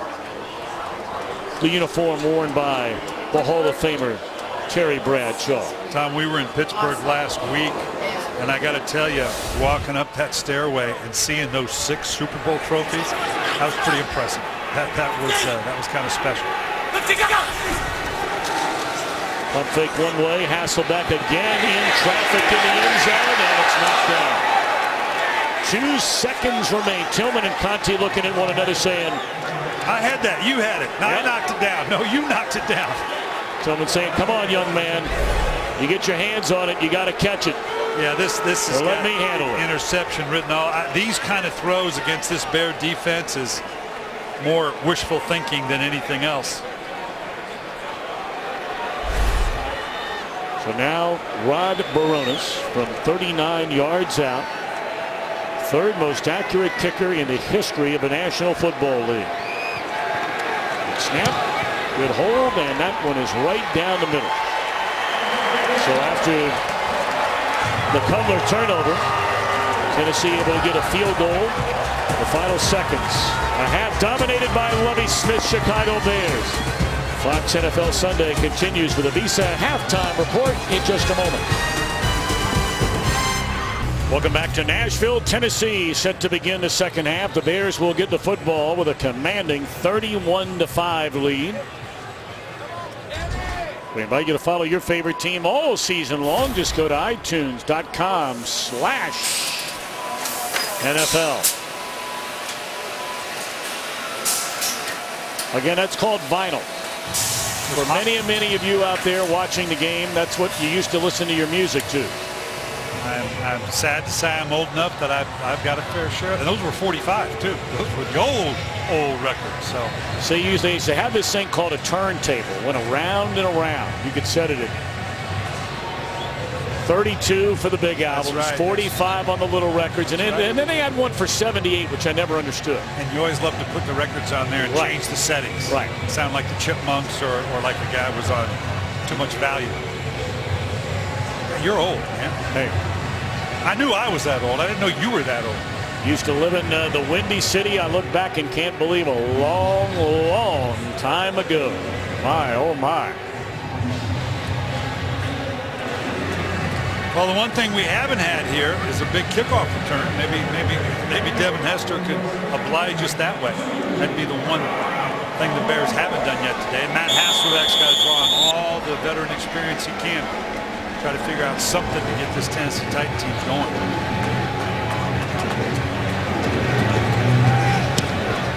So Baronis kicks it away. And Hester 4 yards out of his own end zone. And tries to turn the corner. And is pushed out of bounds at the 22. And we check in for a halftime report with Laura. I have a feeling Brian knows exactly the speak Mike Munchak gave to his team, which was the score is 0-0. We need to learn from our mistakes, which means hold on to the ball. No more sloppiness. When you are holding the ball, hold on to it with 2 hands. Lovie Smith obviously happy with the defense. Not so thrilled with the offense, saying the passing game has given us our mistakes. We need to concentrate on the running game. Defensive tackle Henry Melton right now questionable with a tightened back. They're going to work him out on the sideline, see if he can go. Laura intimating I was down 31-5 a lot. Well, I think that's exactly what she was saying. She'd have never known all those division championships she won with Baltimore, and of course a Super Bowl in that mix with a great defense like these Bears have. But in all seriousness, when you are on the losing end like Munchak is right now, is it a hard sell to your team? You know, what you got to challenge them is simply saying, look, I don't care what the score is at the end of the game right now. We're going to prove what we are as a team based on how we play in this second half against a very good opponent. You got to challenge them. You got to challenge their pride to look better than they've looked. Right now, the score is secondary.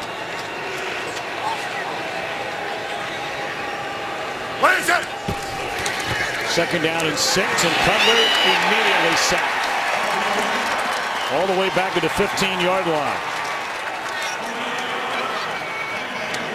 You know, the flip side of that is this Chicago Bear team right now, Lovie Smith, and you're just going to see this pressure coming from the extreme edges. A hard play-action fake. This is what frustrates Mike Tice. He's got a one-man route. He's got a maximum protection after a play fake, and here's his quarterback on the ground. The Chicago Bears equally need to show that they can put something together here, even though the score is clearly in their favor. Any kind of consistency that we haven't seen yet today.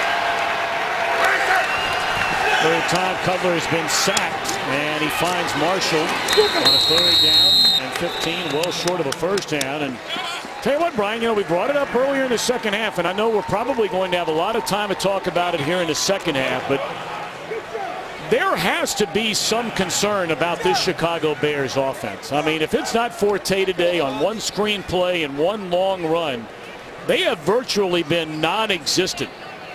And over the last, they're coming off a tough outing against Carolina the same way.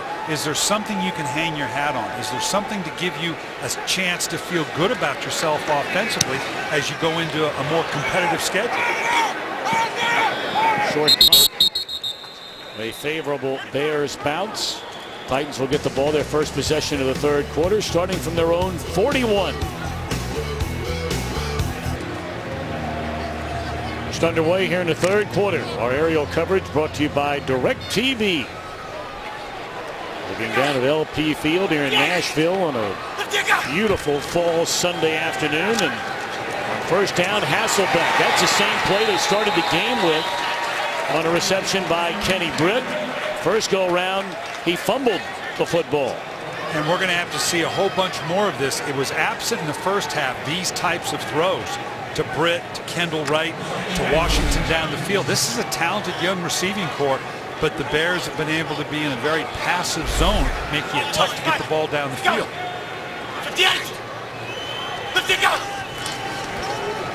Short drop. And off target with an eye on Kendall Wright. Second down and 10 for the Titans. And we may very well see where Matt Hasselbeck has to use that veteran experience to check them into some of these plays when the Bears, on the occasion they do, bring the safeties down into the box, either for pressure or to stop the run, and see if they can get a matchup with these outside receivers. Although Lovie Smith did tell us he thinks he has the best set of corners in the National Football League. Here's some pressure. Here's one of those one-on-one opportunities. And they give it to Johnson. And still on his feet, that's enough for a first down to the 29-yard line. He said not only the best ball hawking cornerbacks, which clearly they've been, the best tackling cornerbacks, he felt. You can see all the Bears defense there. They bring 47 Conti down into the box. They like the one-on-one matchups. They're running away from the strength of the defense. Urlacher trying to get in there and make the play. Again, we made a point earlier with Chris Johnson. It's the lack of the big plays that's the difference for him right now. He's running hard. He's running okay. But he's not cranking off those 20, 30, 40-yarders like we saw a couple years ago when he had 2,000 yards in a single season. Right back to the air, pump fake, and look into the end zone. And it's a touchdown! What a throw and what a catch by Nate Washington. Boy, that was beautifully done. And beating Jennings, who looked like he had outstanding coverage. We've said it a million times. Deep balls are not a function of arm strength. It's timing. Jennings matched up here. Again, a little double move right there. Jennings is right there, but the ball is thrown with just the perfect loft, just out against the sideline. Beautiful time and catch. A little bit of a late hit there. Might have been a penalty. Well, yeah, and they're deep in Conti's pocket already. He got fined $21,000 for a contact to the head of a defenseless player last week. Point after is good, making it a 31-12 game. You can't make a better throw than that. Perfectly timed ball in just the right position with just the right height.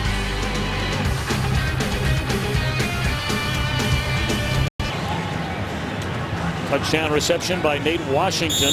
Kendall Wright, by the way, holding on to his stomach and making his way to the Titans locker room. We hope he's going to be all right.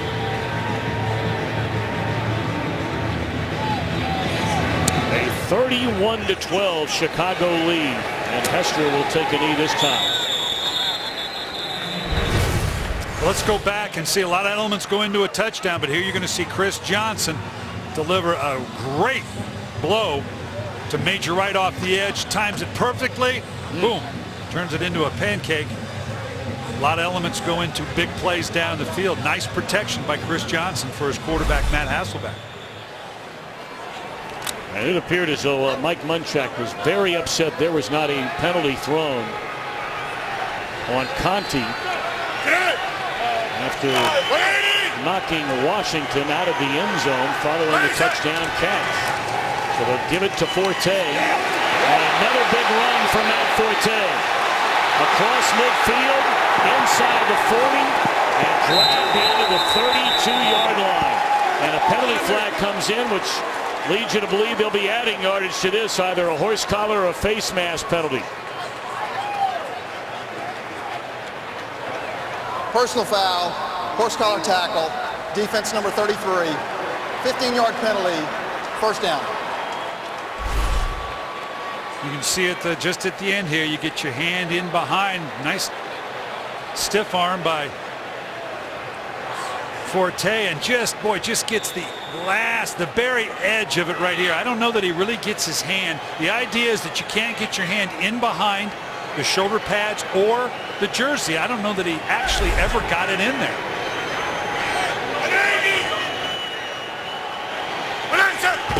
46-yard carry by Forte. This time Michael Bush in for Forte, and that's a gain of maybe a yard. Well, you can see there's only 6 people in this box, and this is what Chicago thought they could hit all day in their 3 wides running package. Look at the Lance Lewis kicking out on a beautiful alley, and in the open field, there's no one smoother or prettier than Matt Forte down the field. Just so subtle with his movement, much faster than you realize. Forte, a Pro Bowler last year.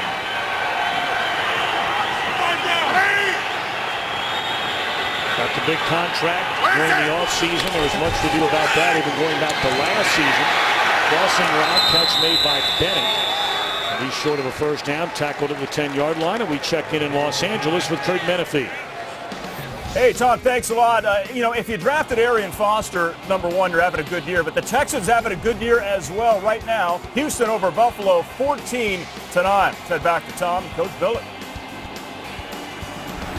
All right, Patrick O'Neill, thank you very much. Talked about the Vanderbilt Bears, Cutler, Bennett. It's interesting to note that, you know, DJ Moore, his accomplishments for what he did for Vanderbilt football. I mean, it's easy to point out Cutler and the all-time SEC leader in receptions in Bennett, but it was Moore in 2008 that ended Vanderbilt's bowl drought. He was a junior defensive back and wide receiver, caught 2 touchdown passes, added an interception in a win over Kentucky, sending Vanderbilt to the Music City Bowl, where they went on to beat Boston College. So he is very much equal to Cutler and Bennett on the Vanderbilt University campus.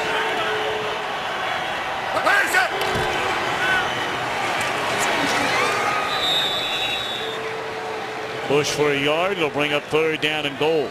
You know, down here in the red zone, should you choose to throw it, this is one of the areas I think the Bears have got to get better at. Right now, obviously, Brandon Marshall on pace for better than 100 receptions. He's got more receptions individually than the rest of the Bear receiving corps, including the backs, collectively.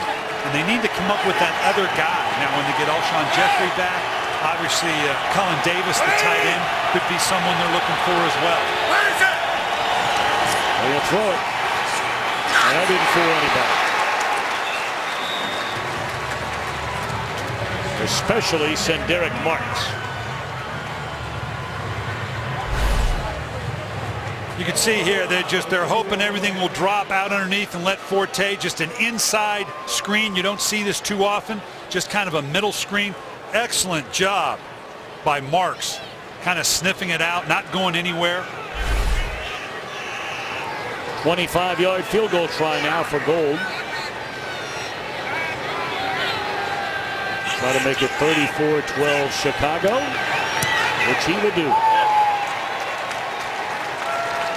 So the big run by Forte sets up the field goal for the Bears.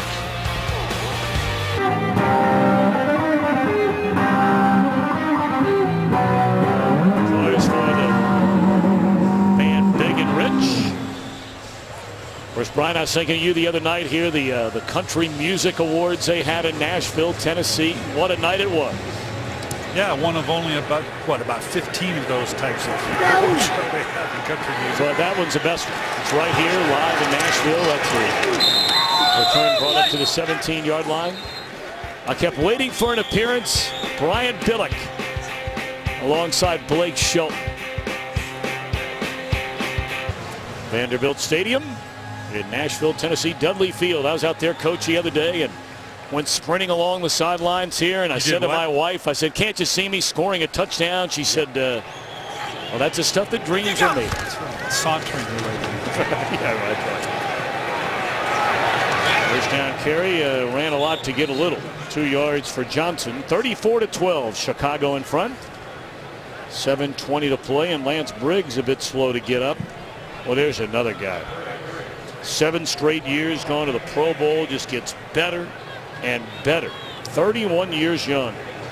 Well, and it's kind of taken on the Derek Brooks role of that great Tampa teams, as have on the inside. Milton's kind of become the Warren Sapp. I don't necessarily want to make those kind of comparisons, but those kind of anchors are what this defense is built around, and those are 2 key positions. Stevens, a tight end, for a first down up to the 34.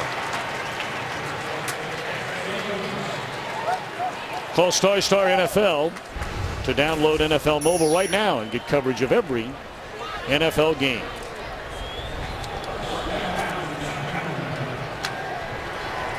Well, we saw a nice drive by Tennessee before. If they can kind of put another one together here, kind of piece their way down the field. The protection once more, and a crossing pattern. It's Thompson, and He's up to the 42, and we check in once more downstairs with Laura Oakland. Tom, the Titans moving the ball. They're doing it without wide receiver Kendall Wright. We saw him go into the locker room. It's a sprained right shoulder. His return is questionable. Laura, thank you very much. I hope Laura's staying warm down there. Yeah, it's beginning to climb up a little bit. She'll be okay. We're going to see a shot down the field here to Washington, or possibly to, with Williams might be able to get there. Obviously, it hurts not to have Wright. He's got some great speed. We saw a touchdown with the vertical threat to Washington down the sideline. Chicago's giving them some opportunities. Matt Hasselbeck, given where they are in the game right now, 34-12, needs to take advantage of that. I know you've got to have respect for these corners, but you've got to challenge them, because this nickel and dime down the field, although it can be efficient, you're just bleeding to death slowly in a game that you're down 34-12.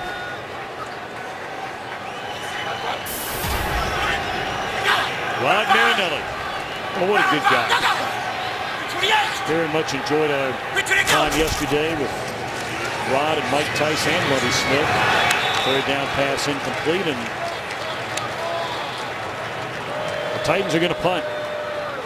Talk about having Rod Marinelli and Mike Tice as your coordinators. These are former head coaches. That's a great resource for Lovie Smith to have guys with that kind of perspective in terms of working together, because that's the job as the head coach, to make sure that your offense and your defense complement one another.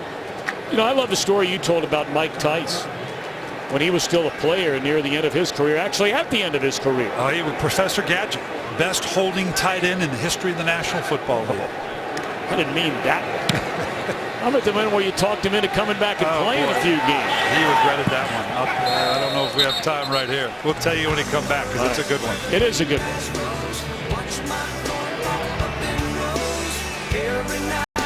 Man, Mike Tice, now, when we were together in Minnesota, we fought like brothers, cats and dogs, but boy, he was a great one to be around. Good mind for the game, trust me. First down, Bears leading 34-12, and Cutler looking around, finds Marshall. Breaks one tackle and run out of bounds with the 37. All right, I asked you the story. Yeah, we were down in tight ends. Mike had played for me in Minnesota. Here, you're going to just say a little stop right on the outside against Brandon Marshall, using his size. But anyways, Mike Tice, I bring him back. We have a game against Cincinnati. I say, Mike, all I need is about a half a dozen plays to get me through the game. Can you do it? Yeah. He ends up playing 65 plays. All the other tight ends get hurt. Caught a career high. It was like 8 or 9 receptions for his career. Why? Because Cincinnati never covered it. They didn't put anybody on him. They just figured there's no way you're going to throw this guy. At the end of the game, couldn't even lift his arms. That's good stuff.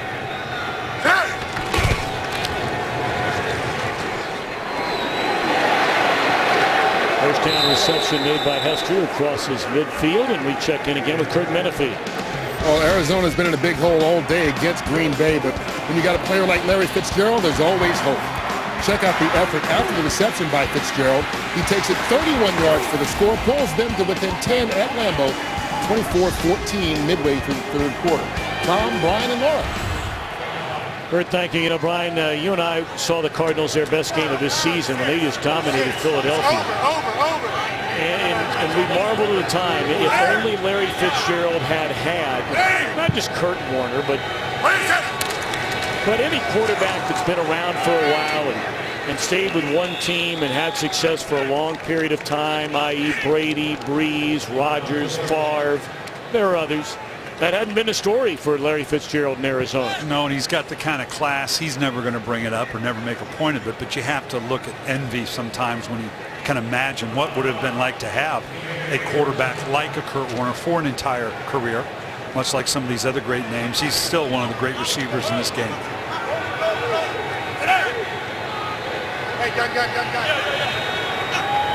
Cutler on a second down and 11. Blitz coming. Gets it away. And too tall for Marshall. The flag comes in late. And then another. Jason McCourty saying no, no, no. And I think they're saying yes, it is interference. Yeah, pass interference. Defense, number 30. Automatic first down. At the end of the route here, you're going to see now Brandon Marshall's a big man. And you're going to see here at the end of the route that holding right there, just that little grab of the arm. Now, Marshall had it out there, but had McCourty not reached up and grabbed the arm trying to fight his way into it, unfortunately, I think that's a legitimate call.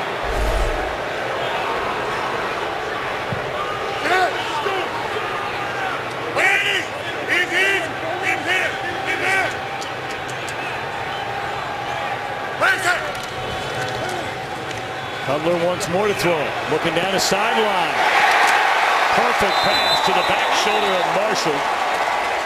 And it's at the 9-yard line. First and goal, Chicago. This is the best the passing game has looked the entire afternoon. Yeah, I think Marshall got away with a little one here. That's just that little subtle push. Not real bad.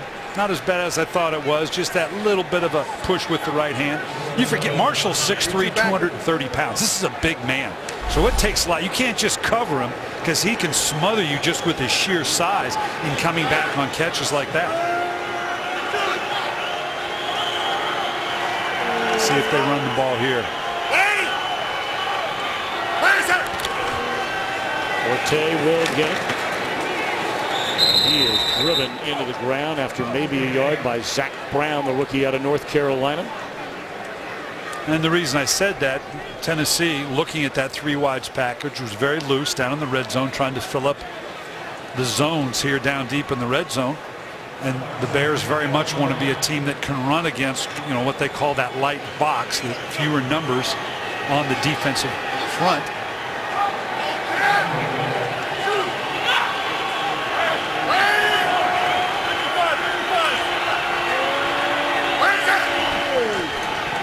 Second and goal, Cutler has it batted down and into the arms of Lance Lewis. And that's living right.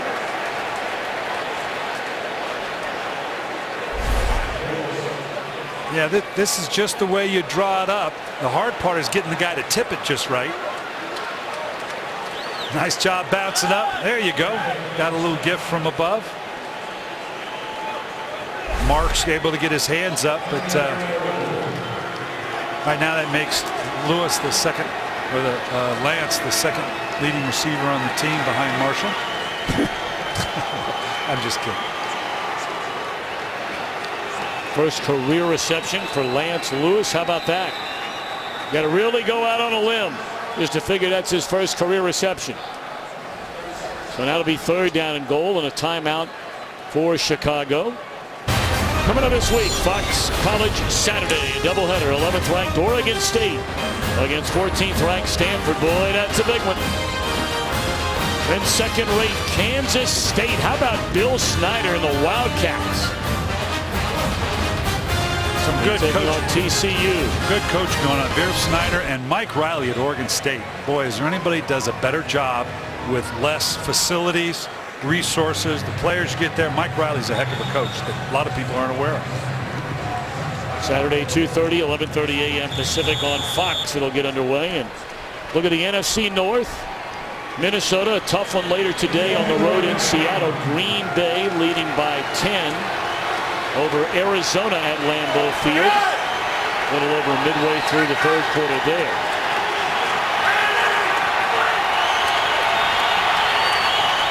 Third and goal for Cutler and the Bears.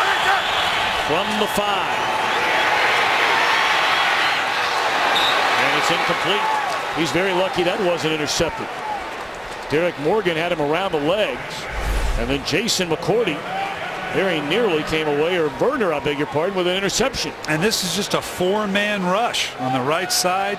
Gabe Karimi letting the edge rusher get in. Jake Cutler, he's lighter than we've seen in years past.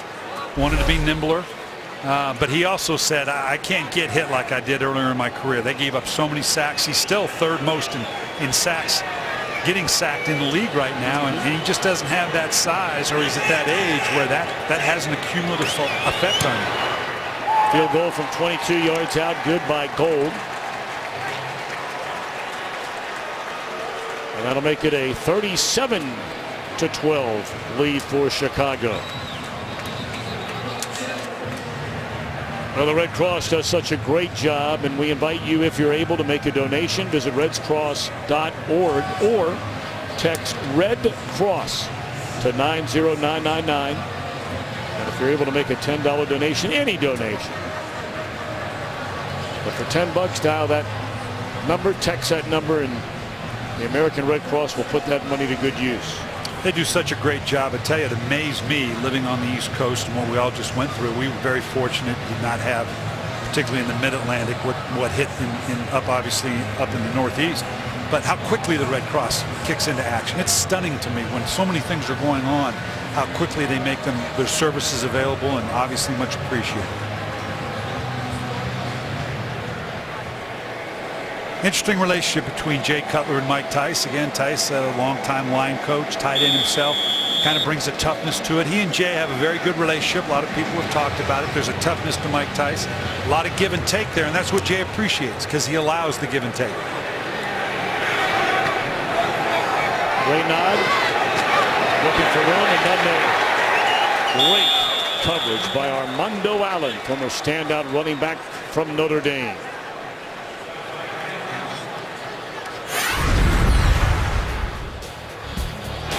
Ryan Urlacher. And coverage very good on Johnson. At the interception, he returned for a touchdown. Stripped the football from behind on Johnson. And the beat goes on for Urlacher in the Chicago defense. A lot of the guys on the team starting to grow facial hair here in the month of November. Although Urlacher says his will be gone tonight. Just wash his face and that'll come on.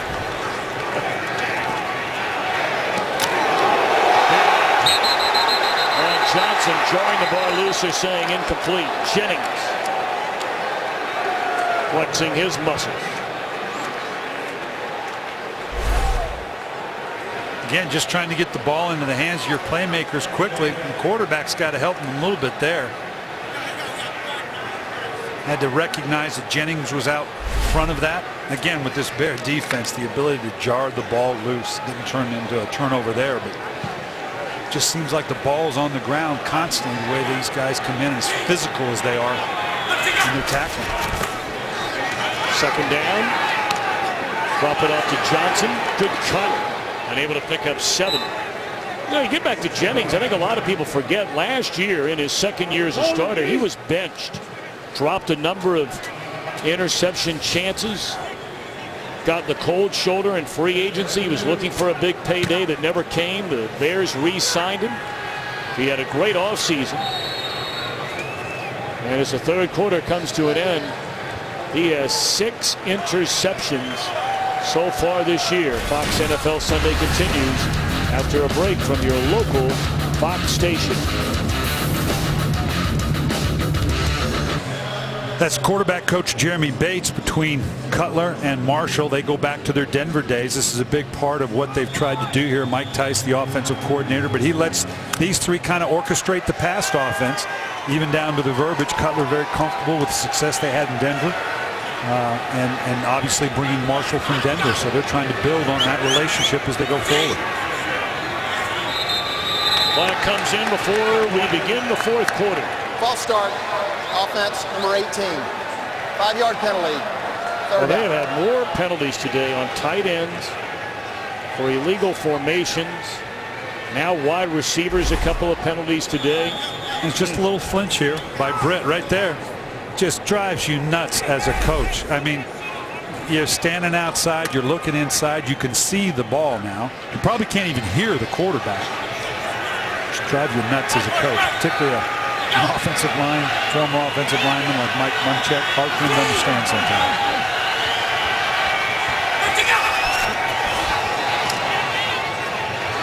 That makes it even more difficult. 3rd and 2 turns into 3rd and 7, and Tillman just an outstanding play on Damian Williams. Just the open field tackling here. You can see a beautiful job. Square up right there. These guys, the best, most physical set of corners, he felt like, in the league, and a big part of that is corner. It's not a matter of just being physical, it's having the athleticism to make a play in the open field. That may be the toughest thing to do defensively, to take on these great athletes in the open field and get them down on the ground. Usher with a big return earlier today. 44 yards. Tackled inside the 10-yard line. Good punt here by Kern.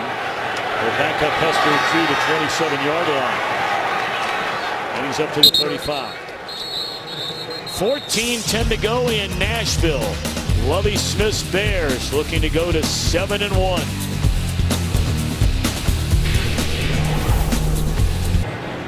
$37-12. Ryan Urlacher going to hang out on the sideline, catch a breath, and have a little chat with Mike Tice as Jay Cutler and the Bears begin this drive from their 35-yard line. And Forte, a hard 4 on first down. You know, Brian, we've talked about it already. I mean, you never apologize for winning games, ever. There are a lot of teams that get upset on any given weekend around the National Football League. That has not happened one time with the Chicago team. The only game they lost was against the Green Bay Packers, who, yes, lost their season opener, but really gave the Bears a drilling in Chicago's only loss. The combined record of the Bears' opponents so far this year, 15 wins against 28 losses. Now that will come to a grinding halt at the end of this game today. Catch is made short of the first down by Bennett. And we'll talk more about that in a little while. Some other games around the NFL, the Redskins. I guess that's an upset. I mean, I don't know how much of a favorite Washington is really against anybody. Carolina beating them. Green Bay in front of the Cardinals at Lambeau Field. And boy, what an impressive win that would be if Indianapolis can hang on. Both those teams trying to get with a win to 5-3. Yeah, both those teams clearly surprises, and for them to be competitive where they are now, both with rookie quarterbacks, bodes well for the future of both those franchises. Cutler looking around. Well, that's like a smart point guard right there. Flag is down. But Cutler pulled back up, waited for the defense to commit, and then dropped it off, but it might come back. Holding, defense number 91. Penalties decline. First down. Well, and this is what Cutler did at Vanderbilt. I mean, his ability to make plays out of nothing. He's an excellent athlete. He gets to the outside. Of course, this is designed to the outside. He was just obviously intended to throw it underneath, but now he's buying time. And he's got such a great arm, and he's got such a quick release for a big arm. He can make these kind of plays because the ball goes out of his hands when he wants it out of his hands. This could be a good solid drive for them. They need this drive to create some of that consistency we're talking about, Tom. The concerns, obviously, for them to consistently, and it begins with the running game for me, for the Bears right now. This offensive line,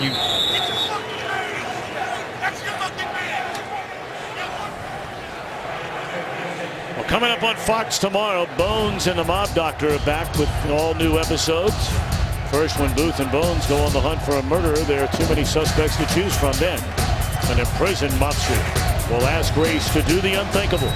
An all-new The Mob Doctor. It all starts tomorrow, 8 Eastern, 7 Central on Fox.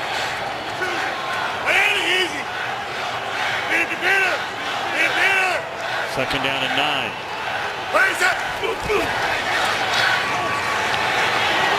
Looking for Marshall. Beautifully thrown ball from Cutler and a touchdown.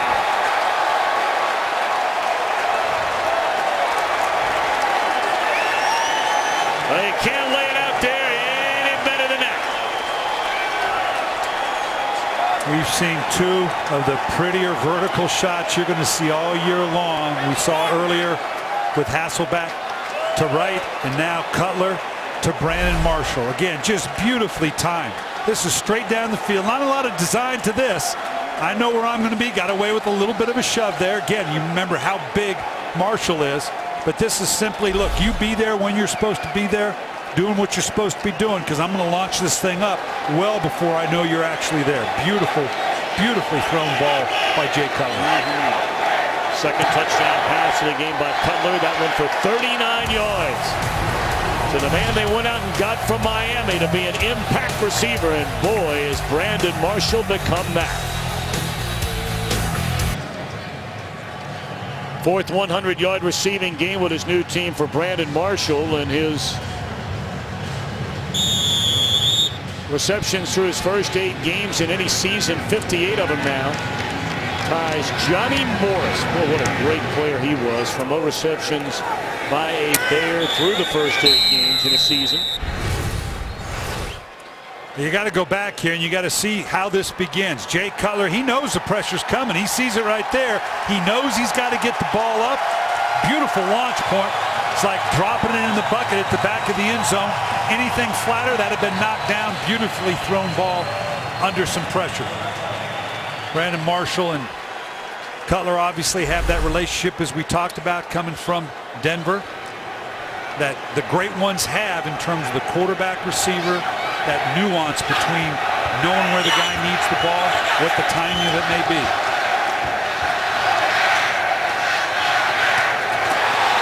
Another strip by Tillman. Is this another defensive touchdown? No.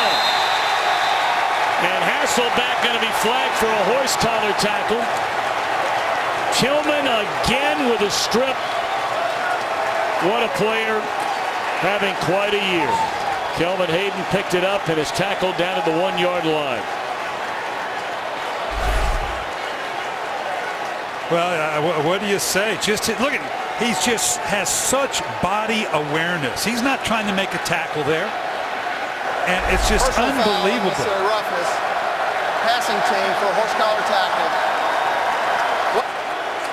I'd hate to play this guy in basketball. Number 8, after this to the goal. First down. Because it just picked it clean every time. Unbelievable. He really is. You know, just the awareness there. You know, I tell you what, and I'm probably getting ahead of myself here a little bit, but this is MVP type quality in the league right now. I don't know of anybody. You always think in terms of a defensive guy being a defensive end, maybe an Ed Reed, a free safety in the middle. But I can't think of another defensive player that is impacting the game the way this guy is right now. Couple of more forced fumbles today. 4 of them in the game now for Tillman. Well, we were with Rod Marinelli yesterday, and he told him their mantra is +1. And that means we want one more turnover. We want to get one more turnover from our opponent than we give up. Well, they're ahead of that just a little bit. I don't know about anybody else out there, and there are a lot of people watching right now that have seen a lot more football than I have. That's unbelievable. You, Brian, I have never seen a player in one game have 4 forced fumbles. Never. And it's the confidence that he has in the rest of his teammates as well, that they're going to cover him if indeed going after the ball maybe doesn't yield the tackle you want. Maybe a guy breaks a tackle because of that. But this game has been and always will be about 2 things: explosive plays and turnovers. And right now, the Chicago Bears, I've been fortunate enough to be involved with some pretty good defenses that were pretty good at taking the ball away, but never as calculated and as with the mindset that these guys have right now. So Tillman came in this year with a pair of interceptions, both of which he returned for touchdowns. He now has 7 forced fumbles on the year. 36 in his career. Tiptoeing out of traffic is Cutler, and a touchdown pass once more to Marshall. So another turnover leading to another touchdown. Yes, indeed. A salute to you, Charles Tillman.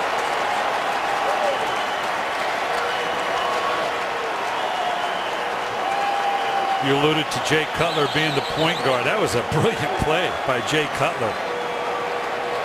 Staying alive in that pocket in the crowd. I think there's only Chicago Bear fans left. Yep. A lot of them here. They're excited about it.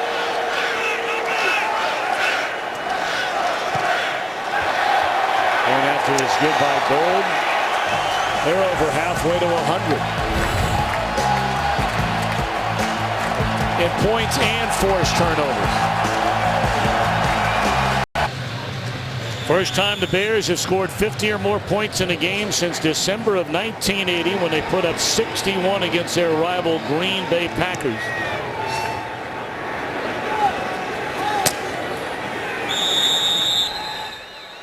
And Brandon Marshall, a big reason why, his first career 3-touchdown game. Well, and the fact the way he can just use his size in conjunction with his athleticism, and this, you know, again, we saw this one earlier in terms of getting away with just a little bit of a push off. There again, the size down the field. The coverage was very good there, but he is so big, has such great hands, much better speed than you think from a guy that size. Great combination for one of the top receivers in the game right now. Still 10-20 to go, and Johnson with a big burst into the secondary. And he races right by would-be defenders, and he will go the distance for a touchdown. 80-yard run for Johnson, who already has the NFL record for 80-yard touchdown runs. That is his 5th. So obviously he's still got that burst of speed once he's into the secondary. Well, and this is the first time I've seen him now where he gets this hole. We talked about right now, everybody has the angle, but this is the first time I've really seen that burst of speed that yielded him that better than 2,000 yards in 2009. Of course, Tennessee going to go for 2 here. He's got to be excited. He's played well and run well the last couple games. Had a rough start to the early part of the season. One of the lone bright spots for the Tennessee Titans today. 28th career 110-plus yard rushing game for Johnson. It's 4 games in a row he's gone over 90. So like you said, after beginning the year's first 3 games, he had a total of 45 rushing yards. He had a big day against Houston, then came back against Minnesota at 15 carries for 24 yards. And now the last 4, 91, 195 against Buffalo, 99 against Indy. And thanks to that 80-yard gallop, 134 today.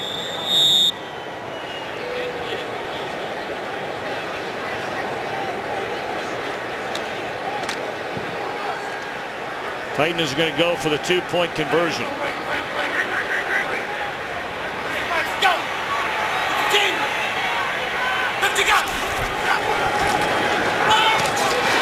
catches made by Ken Britt. Take on 2 more to make it 51-20.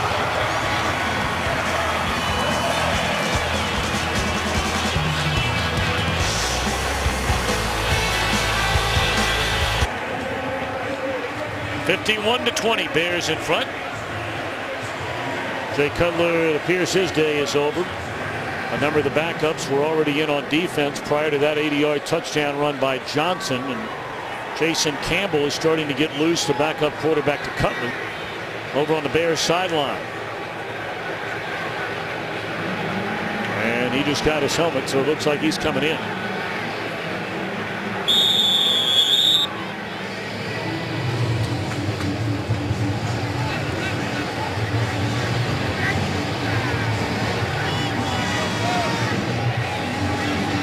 Only one final in from early action around the NFL. Detroit shellacking Jacksonville 31-14, and the onside kick recovered by McManus, who already blocked the punt in this game, which led to a touchdown. Penalty flag is down. I'm not sure if somebody jumped a little too early. Yep. Kicking team number 59. He declined. 5-yard penalty added to the end of the kick. First down. Assessed at the end of the kick. Yeah, they for obvious good sense, they changed that rule a few years ago that you shouldn't be penalized for turning down a penalty against a team, so they just added on to the end of the kick. And now this is, even though we're at 10 minutes, this is 4-minute territory mentality for the Chicago Bears. Can we pound away? I don't know that you're going to see a lot of passes here. Can we pound away and draw this clock now, finish this game off? Campbell, formerly a #1 pick of the Washington Redskins back in 2005. 5 years. He was a starter for their last 3.5 seasons. Armando Allen. Gain of 11 on first down. You know, we talked about the Bears' schedule and how things are going to really turn the other way beginning now. 15-28, the record against their opponents. But after today, over the next 4 weeks, 17-6. That's going into action today, and that would be the toughest schedule over the next 4 games. They won't play a team with a losing record until week 17. That would be the Lions. But in the next 2 weeks especially, I think a lot of us are going to have perhaps a much better gauge of how good this Chicago team, Brian, really is. Let's go to Los Angeles and Patrick O'Neill.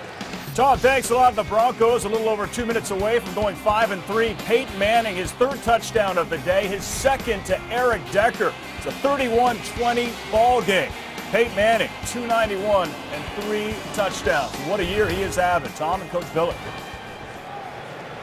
Patrick, thank you very much. For these next 2 games for Lovie Smith, Brian, it's going to be the Houston Texans coming to Chicago and then going to Candlestick Park for the Niners. And interesting games, as you've talked about, Tom, that will challenge him. Houston offensively has the ability now to make a Chicago Bear team with the offensive things that we've talked about here kind of keep up with you. Now, San Francisco, that's just going to be a heavyweight match. This is going to be body blow after body blow. They got Minnesota twice in 3 weeks, and then Seattle, who plays very, very good defense, to challenge this offense of the Bears. And then, of course, the Green Bay game. That's the one that you really have an eye on to see.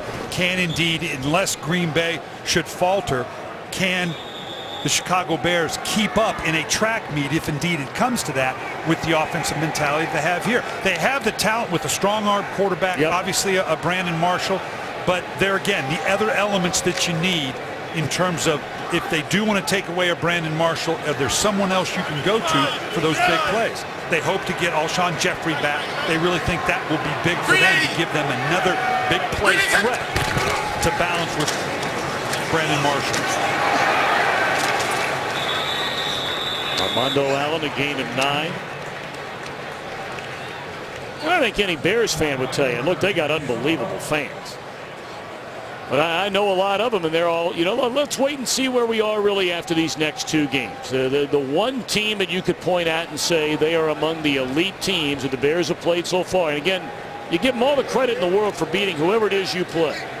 But the only elite team they have played so far this year, they got kicked around pretty good against Green Bay. Sacked 7 times. Cutler threw 4 interceptions in that game. The good thing is you don't hear the questioning of Jay Cutler, whether that's right or wrong or not deserved.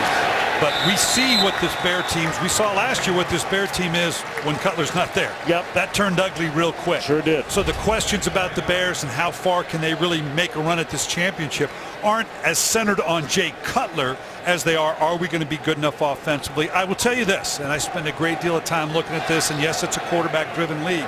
I think we're seeing, whether it be San Francisco, whether we see it here in Chicago, a defense is going to make more of a difference this year. In the last few years, we've seen a last-place Green Bay Packer team defensively, a New York Giant team statistically I'm talking about.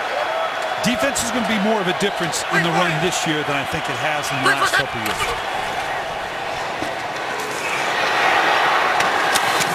Allen tackled at the 15-yard line. We're under 7 minutes to go. Of course, you saw the other teams in the NFC, those with the top records. Brian, Atlanta trying to go to 8-0, will be at home against Dallas later tonight. The New York Giants, I've had a chance to see them the last couple of weeks. That's another impressive team, the defending Super Bowl champion. And the Niners, the Giants kicked them around pretty good out in San Francisco 3 weeks ago. But they've responded now with back-to-back wins. You look at each of those teams, it's one of those, I think it's great. It's great for the league. I could sit here and a nice little delay inside. I could make a heck of a case. I could give you 3 points for each of those teams as to why I think they could go on and win a Super Bowl, and I'll give you 3 things why they may not make it there. And that's the balance that we have right now. All right, well, while we're talking about the teams and then the 3 things you love about Chicago and maybe the 3 things that hold them back. Well, the obvious thing, defense, and the way they take the ball away, that supersedes everything. The thing that's going to hold them back, the lack of a consistent running game, and that balance to Brandon Marshall. That would be the biggest things that I worry about. Of course, you're hoping, as you brought up earlier, that Alshon Jeffrey, the rookie wide receiver out of South Carolina, will return soon from the broken hand. Again, hard running by Armando Allen. On 1st and goal, he's knocked down to the 7-yard line, but they get Jeffrey back, and that might be the element which takes away all the attention from Marshall. The qualifier to it all for this Bear team, and they were very much in that championship run, is the turnovers. You know, regardless of how your offense is or isn't, or the consistency, when you can put them on a short field, when you can score on your own. And the factor we haven't seen, we see it today, haven't been up to this point, is special teams. What happens if Devin Hester starts to get cranked up and they start getting more of the disciplined returns that Lovie Smith talked about getting out of Hester, like we saw that lead to a big play today? That combination can be insurmountable. And then the question becomes for the Chicago Bears, okay, when you face an Eli Manning, when you face an Aaron Rodgers, you know, in succession, well, a hot Matt Ryan now, okay, that's fine. But you get into the championship bracket, now maybe you face one of them, but now you're facing the San Francisco 49ers that are built more like you. You may not have to face the litany of, you know, great quarterbacks. So the dynamic in the NFC, which is clearly the stronger conference for my money right now, is kind of interesting as we get closer to the playoffs. And the way this thing stacks up, the Bears are right smack dab in the middle. Sure are.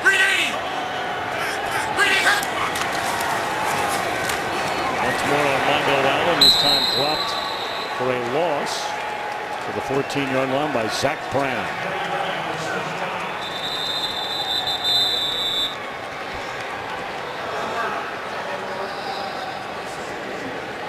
You know, let's just spend a minute on this Titans team going forward.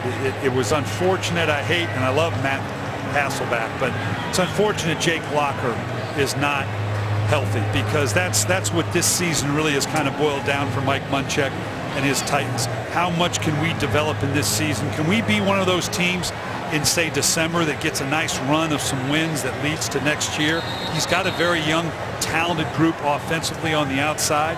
Need to do some things with the offensive line. They're a little bit long in the tooth, so they've got to readdress that. But Jake Locker is a young man that they think a lot of, and these are invaluable missed reps for him in terms of Locker there in the sweats. Is he going to be a great quarterback? I don't know. He was the 8th pick of the draft. He's clearly got to be their franchise guy. He saw some things. You can see right there.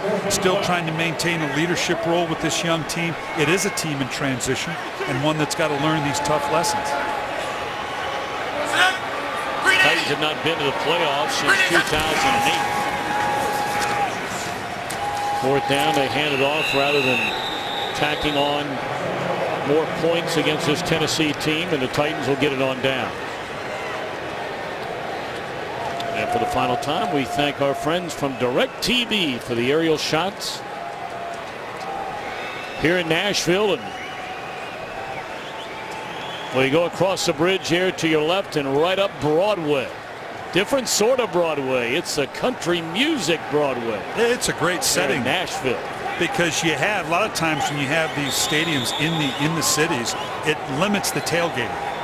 And I know in Minneapolis, all the years I was there, it's kind of limiting. But the way it's set up here, as you can see, you have all that parking across from the river. You can be downtown, walk across the bridge, have all the tailgating. This is a great location. Sure is.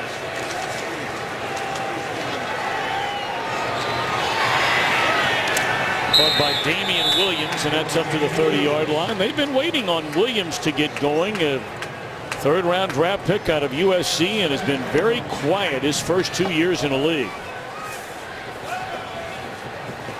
Well, you had in the list of you got Kendall Wright, of course. Nate Washington's a little longer into the league. Again, you throw in Cook, the tight end. This is a very young group that's got some potential to continue to develop. The offensive lines when they need to address their resources, both in the draft and maybe free agency next year. Johnson still running hard. He's up to the 37-yard line. 3 minutes to go here in Nashville, and the 51 points allowed, the most in this stadium. You may remember they moved to Tennessee in 1997, but did not move into this stadium until 1999. You played a lot of big games here, Coach Millett. Some great matchups. They were still in the old AFC Central, you know, them in Jacksonville, a part of what is now the AFC North. They left to go into the AFC South. Some great battles here between the Raiders and Tennessee, Jacksonville and Tennessee.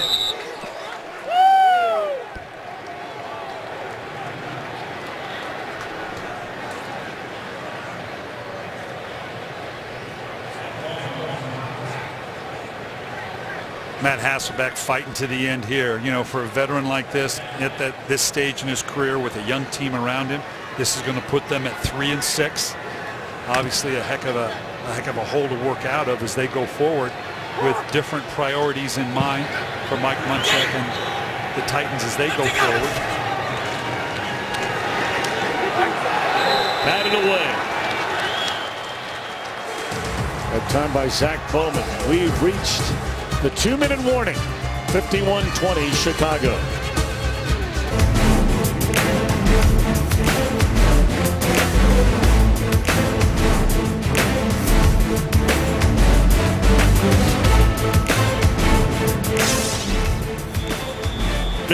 Big day for the Bears. 51-20. Forcing 5 Titans turnovers. 4 of those forced fumbles. Jarred loose by Charles Tillman. 4th down sack. All the way back at the 25-yard line by Wooten. He returned the block punt for a touchdown in this game. Sure, Pat Fitzgerald would be excited to watch 2 of his former players out of Northwestern have a big impact in the game today. Sherrick McManus blocked that punt. Former Wildcat under Pat Fitzgerald, and Wooten picked it up and ran it into the end zone. And it looks like Charles Tillman is coming out to play some offense. Well, they're going victory formation. Oh, come on, you got to let him run one in. Count on a great day. No, that'd be rubbing it. He goes standing behind the quarterback and just he's there to tackle a guy if disaster hits. He loved this formation as a coach. Absolutely love it. Of course, if we were in Tampa Bay, these guys would be knifing in here. You're still not happy about that. I mean, you're really not happy. You got to get over it. Well, we have a game in Tampa Bay in a couple of weeks. That's right. They may not let me out of practice, and they won't ask. But if they do, I'll give them my opinion on it. Tillman, born in Chicago, over on the south side. His mom and dad, native Chicagoans. Arbrea and Donald Tillman, the son of an Army sergeant. You see all 4 of the military, the Army, Navy, Air Force, Marines, represented on decals on the back part of his helmet. Tillman attended 11 schools from kindergarten through the 12th grade, and he has done remarkable work not only on the field but in the Chicago community for children with terrible diseases and trying to make dreams come true for them. 3 times has been nominated for the Walter Payton NFL Man of the Year. Husband, father, and one heck of a football player. Well, if someone wants to argue the MVP declaration I made, I'm happy to look at the tape. You can show me the tape, but I don't know. I've not seen anyone that had more of an impact on a team and a game than that young man. So the Bears are going to go to 7-1. They go back to the merger in 1970. This is the 8th time they've started in this fashion. And every time they've gone to the playoffs, they have a lot more than that on their mind here.